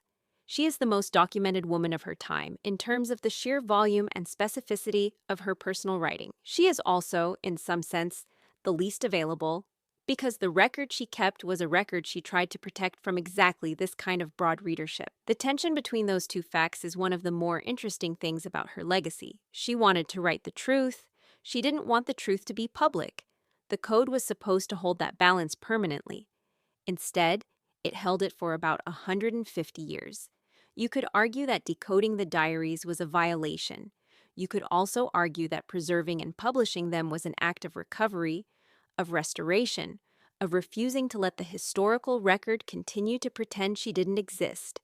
These arguments don't cancel each other out. They are both true at the same time, and sitting with that discomfort is probably part of what it means to engage honestly with the material. In the 19th century, privacy was not the same as obscurity. Anne Lister wanted both, and history eventually took one of them away. There is a lineage question underneath all of this that matters specifically for the history of women who loved women. For most of recorded history, the argument against queer women's existence in the past has been the absence of documentation. There are no records. There are no first-hand accounts. There are no women who wrote explicitly about loving other women in ways that leave no interpretive room. The invisibility gets read as absence. The absence gets read as non-existence. The non-existence gets weaponized into the claim that this is new, that this is modern, that this is something that didn't exist before some recent cultural moment invented it. Anne Lister's coded diaries are a very specific and very powerful answer to that argument. She existed. She knew she existed. She wrote about it in 4 million words across 30 years. She wrote about it in a code specifically designed to protect the information from exactly the kind of exposure that eventually came for it. The code wasn't a way of saying this was something shameful that needed to be hidden. It was a way of saying this was something real that needed to be protected. There is a difference. She didn't have the word lesbian. She didn't have the word in the way the 20th century would come to use it.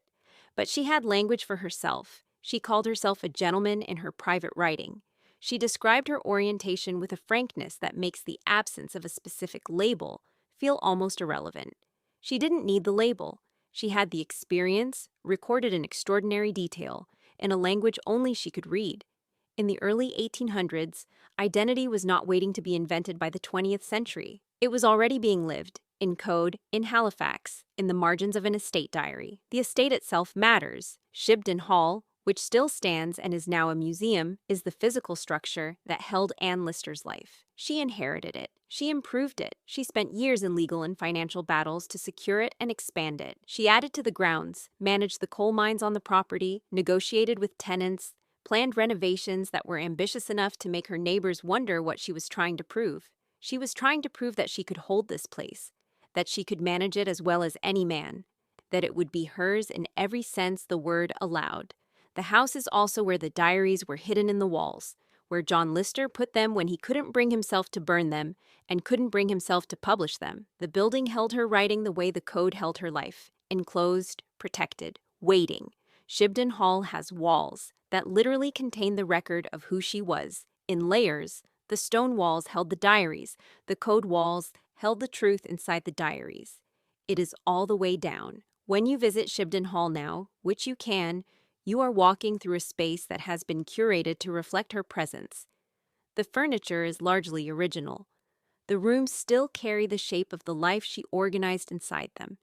There is something specific about standing in a room where a person kept secrets and then finding out the secrets. The room doesn't change. Your relationship to it does. In the 19th century, a house was not just a house. It was a vault, and some women built better vaults than others. The women in the coded diary pages are, collectively, a kind of portrait of what it meant to love Anne Lister and to exist in the world as it was. Some of them were married women who found in her something their marriages couldn't provide and spent years managing the impossible math of that. Some of them were unmarried women who might have committed to her if the social risk had been lower, and the social support had been higher. Some of them left her for lives that looked right from the outside. Some of them stayed in her orbit long after the physics should have pulled them away. All of them appear in the code, named, specific, undisguised within the cipher. She didn't protect them by making them anonymous. She protected them by making them unreadable. This is its own kind of intimacy. The women in her life existed in her diary the way they existed in her life, fully present, fully named, undeniable but enclosed in a language that kept them safe from the world that would have judged them. The code was not just self-protection. It was protection extended to the women she loved. It was a way of saying, I will write the truth about you, and I will keep the truth about you, and I will not let the truth about you destroy you. In the early 1800s, love was not just an emotion. It was sometimes a cryptographic act. The coded sections of the diary were formally decoded and annotated across the 20th century in a process that took decades. The task required scholars who understood both the cipher itself and the historical context of what the cipher contained. It required reading carefully, cross-referencing names, placing people in their social contexts, tracking relationships across years of entries. It was painstaking work. It was also, in the full sense of the word, archaeology, the careful excavation of a record that had been buried, not in earth, but in symbols. Helena Whitbread's work in decoding and publishing the diaries did something that the burning would have prevented permanently. It put Anne Lister's account of her own life into the world as she had written it, with all the complexity and specificity she had put into it. The flat declarative honesty of the coded sections, translated, has a quality that nothing else has quite replicated. She wasn't writing for an audience. She wasn't managing a persona. She was writing the truth in a language she believed nobody else would ever read, which means she had no reason to soften it or shape it or make it more palatable. What you get when you read the decoded diary is the closest thing the historical record has to direct access to a woman's interior life in this period. And that interior life includes boredom and irritation and financial stress and the smell of coal mines and arguments about drainage and all the ordinary texture of a life alongside the love and the desire and the grief and the hope. That mixture is what makes it real. The coded sections don't float free from the rest of the diary. They sit inside it, mid-sentence sometimes, inside the context of a day that also included a visit to a tenant and a note about the weather. The life is whole. The person is whole. In the early 1800s, a whole person was not what was supposed to be documented. What was supposed to be documented was the manageable surface. Anne Lister documented everything and hid the half that mattered most, and it survived anyway. In 2019, the City of York granted Anne Lister honorary Freeman status, the first time the honor had been awarded to a historical figure. The plaque at Holy Trinity Goodrham Gate, the church where she and Anne Walker had taken communion together in their private ceremony, was revised to include the description, gender non-conforming entrepreneur. There was debate about the language. There was argument about what the right terms were, whether contemporary identity language should be applied to a historical figure, whether lesbian was more accurate, whether any single label was adequate. The debate continues. What doesn't continue to be debated, at least among people who have read the decoded diaries with any care, is whether she existed or what she was. The diaries are not ambiguous. The code held something specific, and what it held was the full record of a woman who loved women across her entire adult life, who knew this about herself, who built elaborate protective structures around the knowledge, and who still wrote it all down every day because not writing it down was not an option she was willing to take. She wrote 4 million words, a quarter of them in cipher, 30 years of daily writing, in a language she invented to protect what she couldn't afford to lose. The code was the cost of honesty. The diary was the proof of survival. In the early 1800s, Anne Lister's life was not a secret she was keeping from herself. It was a secret she was keeping from everyone else. One encrypted entry at a time, in a house in Halifax, about women she loved, and a world that had no room for what she was, and the extraordinary discipline it took to be it anyway. In the early 1800s, writing in code was not a failure of the system. It was the system. And survival meant learning to live inside it, one cipher at a time. Let's talk about ladies-in-waiting at Versailles, also known as the most elaborately costumed surveillance state in human history, where women watched women. touched women, dressed women, and slept beside women every single night. And somehow the king thought he was the most important person in the room. Versailles was not a palace. Not in the way you picture a palace. You are imagining something grand and private. A place where royalty retreats behind closed doors and lives a life of quiet luxury away from the world. Versailles was the opposite of that. Versailles was a performance, running continuously with no intermission, no backstage, and no exit. Every room was a stage, every corridor was an audience. Every body in that building was both actor and spectator, simultaneously watched and watching, performing the correct version of themselves every waking hour.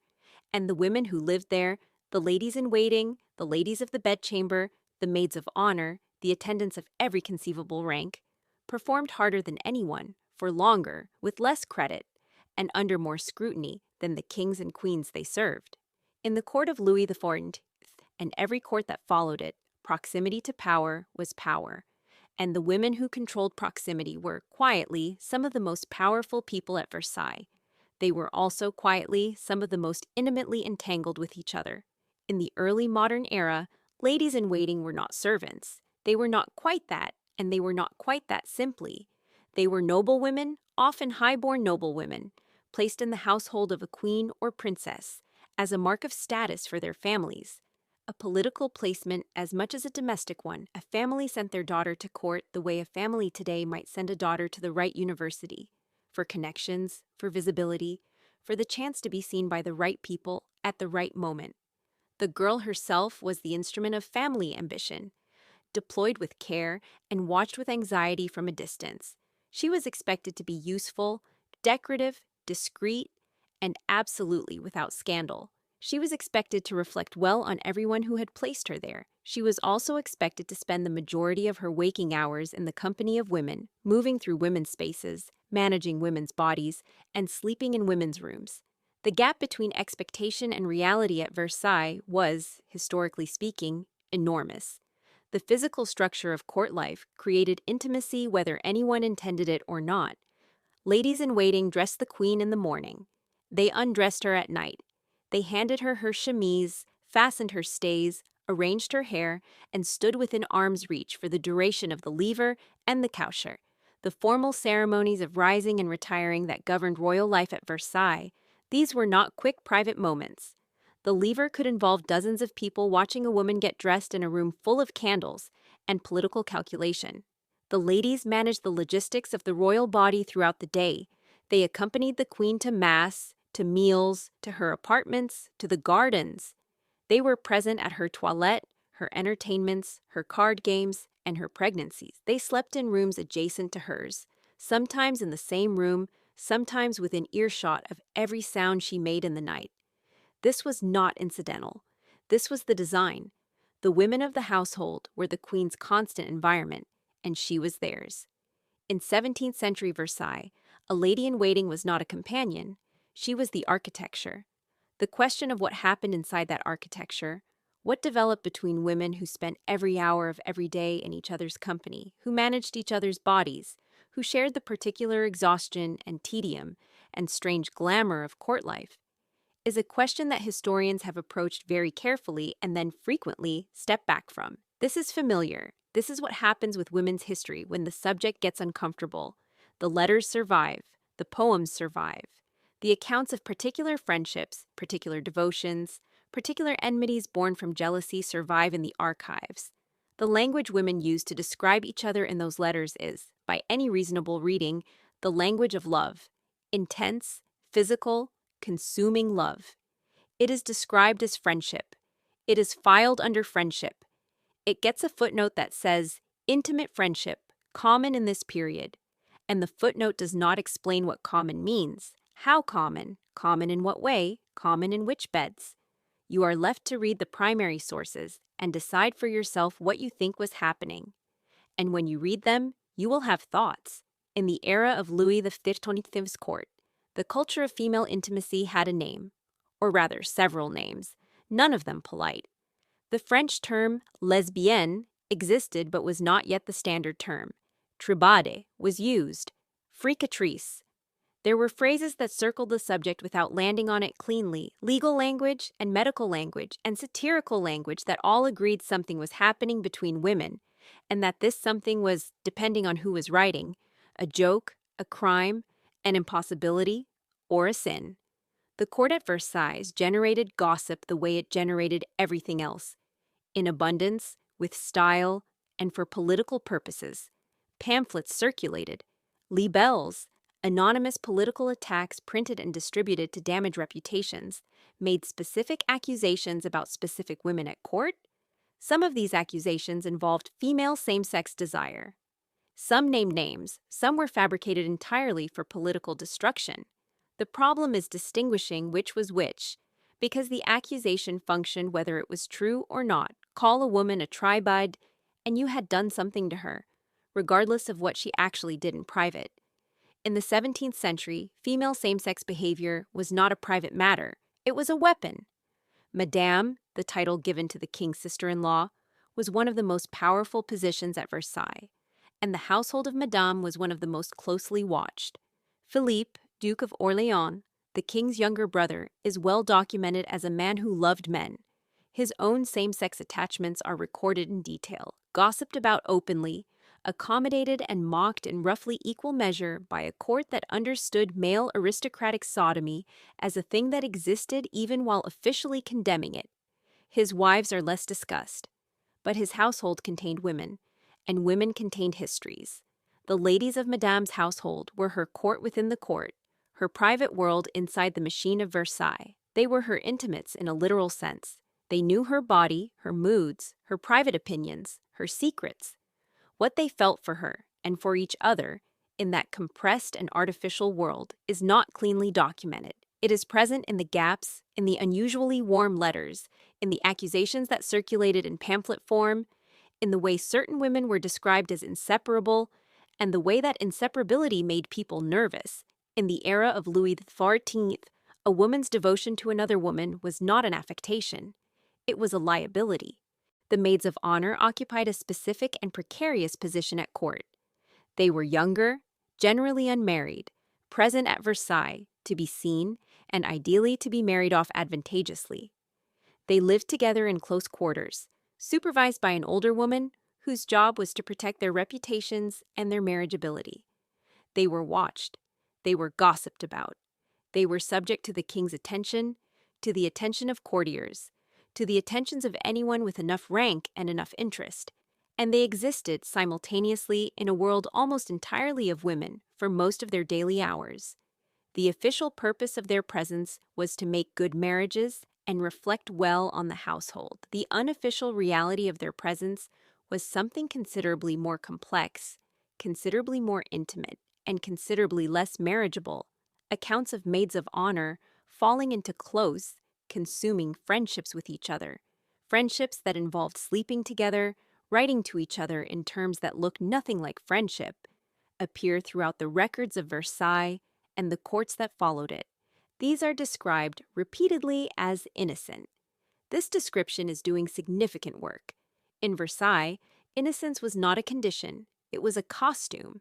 The role of the Dame d'honneur, the chief lady-in-waiting, was one of the most coveted positions at court and one of the most demanding. She was with the queen constantly. She managed the queen's household, mediated between the queen and the rest of court, communicated the queen's wishes, and embodied the queen's dignity by proxy. This was intimate in ways that had nothing to do with romance and everything to do with sustained, close, unavoidable human proximity. You knew this woman's breathing patterns. You knew when she was unwell before she said so. You knew her private opinions about people she smiled at publicly, her real feelings about her husband, her grief and her boredom, and her moments of something approaching joy. This kind of knowledge creates attachment. It creates something that, in the historical record, consistently looks like love, even when no one is describing it as love, even when everyone is carefully describing it as loyalty. The court ran on women knowing each other this precisely and this completely, and the court officially had no language for what that knowing actually was. In 17th century Versailles, the Dame d'honneur was not the queen's confidant. She was the queen's mirror, and the queen was hers. Under Louis XV, the court at Versailles became somewhat more interested in what it called gallantry, and somewhat less obsessed with the formal ritual machinery that Louis XIV had built. Though the machinery was still running, the atmosphere of the mid-18th century court was sexually charged in a way that was acknowledged more openly, navigated more publicly, and documented more candidly by the people living inside it. The king's mistresses were political figures with their own households and their own ladies. The queen had her household. The princesses had theirs. The court was a series of overlapping, competing women's worlds, each with its own internal hierarchies, loyalties, resentments, and, reliably, its own intense particular friendships. The language in the letters of this period is, if anything, more direct. Women write to other women about missing them with a physical ache. Women describe the company of a particular friend as the only thing that makes court bearable. Women make arrangements, subtle and not so subtle, to ensure that certain people are assigned to the same household, share the same apartments, are positioned near each other in the endless spatial choreography of Versailles. This is not nothing. This is not the language of polite affection between women who happen to share a workplace. This is the language of people who need each other and have found inside the rigid structure of the court the precise amount of space available for that need. In the 18th century, a lady-in-waiting's most important relationship was not with the queen. It was with the woman she lay awake thinking about in the apartment next door. The bedroom arrangements at Versailles are worth understanding in some detail because they tell you something important about the physical reality of these women's lives. Ladies-in-waiting had apartments at Versailles, but the apartments were not spacious or private. The palace was massively, almost incomprehensibly overcrowded. Thousands of people lived and worked there. Rooms were divided and subdivided. Walls were thin. Servants slept in anterooms and closets. Women who held positions in the royal household lived in proximity to each other that modern people would find extraordinary and uncomfortable, and which the women of the court navigated by developing very precise understandings of each other's privacy needs and personal rhythms. The physical closeness was constant. It was the background condition of every day. You woke up with women. You went to sleep with women.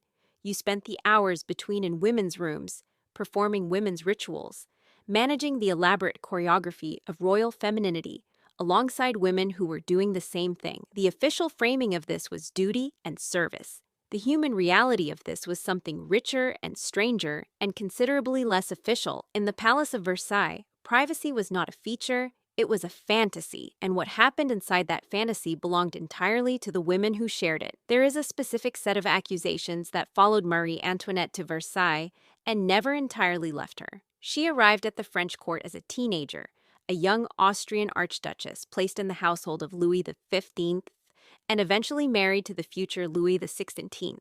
She was watched from the moment she crossed the border. Her friendships with women were remarked upon almost immediately. The Princess de Lamballe, who became her superintendent of the household, was the subject of extraordinary gossip. The pamphlet literature of the period made explicit accusations about the nature of the queen's attachment to her.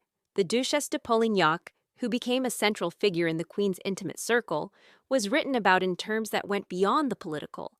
The libelles that circulated against Marie Antoinette are some of the most sexually explicit political documents of the 18th century, and a significant portion of their content concerns her alleged relationships with women. Historians have long argued about how much of this was fabricated anti-royalist propaganda and how much reflected real behavior. The honest answer is, both things can be true simultaneously. The propaganda worked because female same-sex desire at court was real enough, documented enough, gossiped about enough, that the accusations landed with credibility.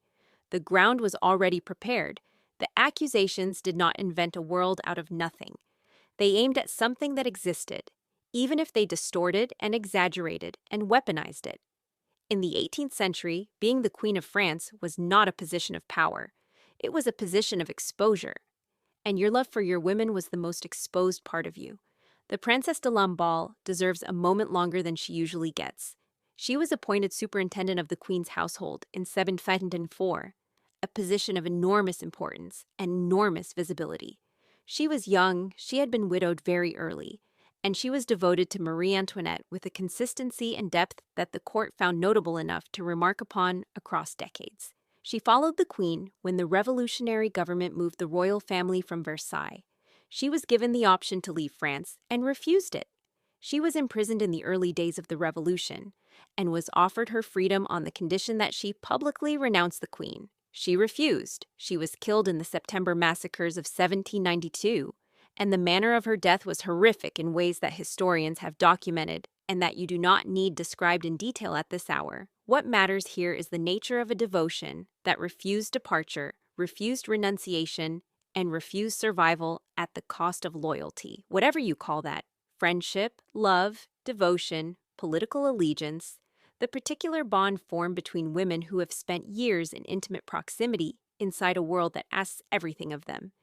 It is not a small thing. It is not a footnote thing. In the age of revolution, a woman's love for another woman was not a private sentiment.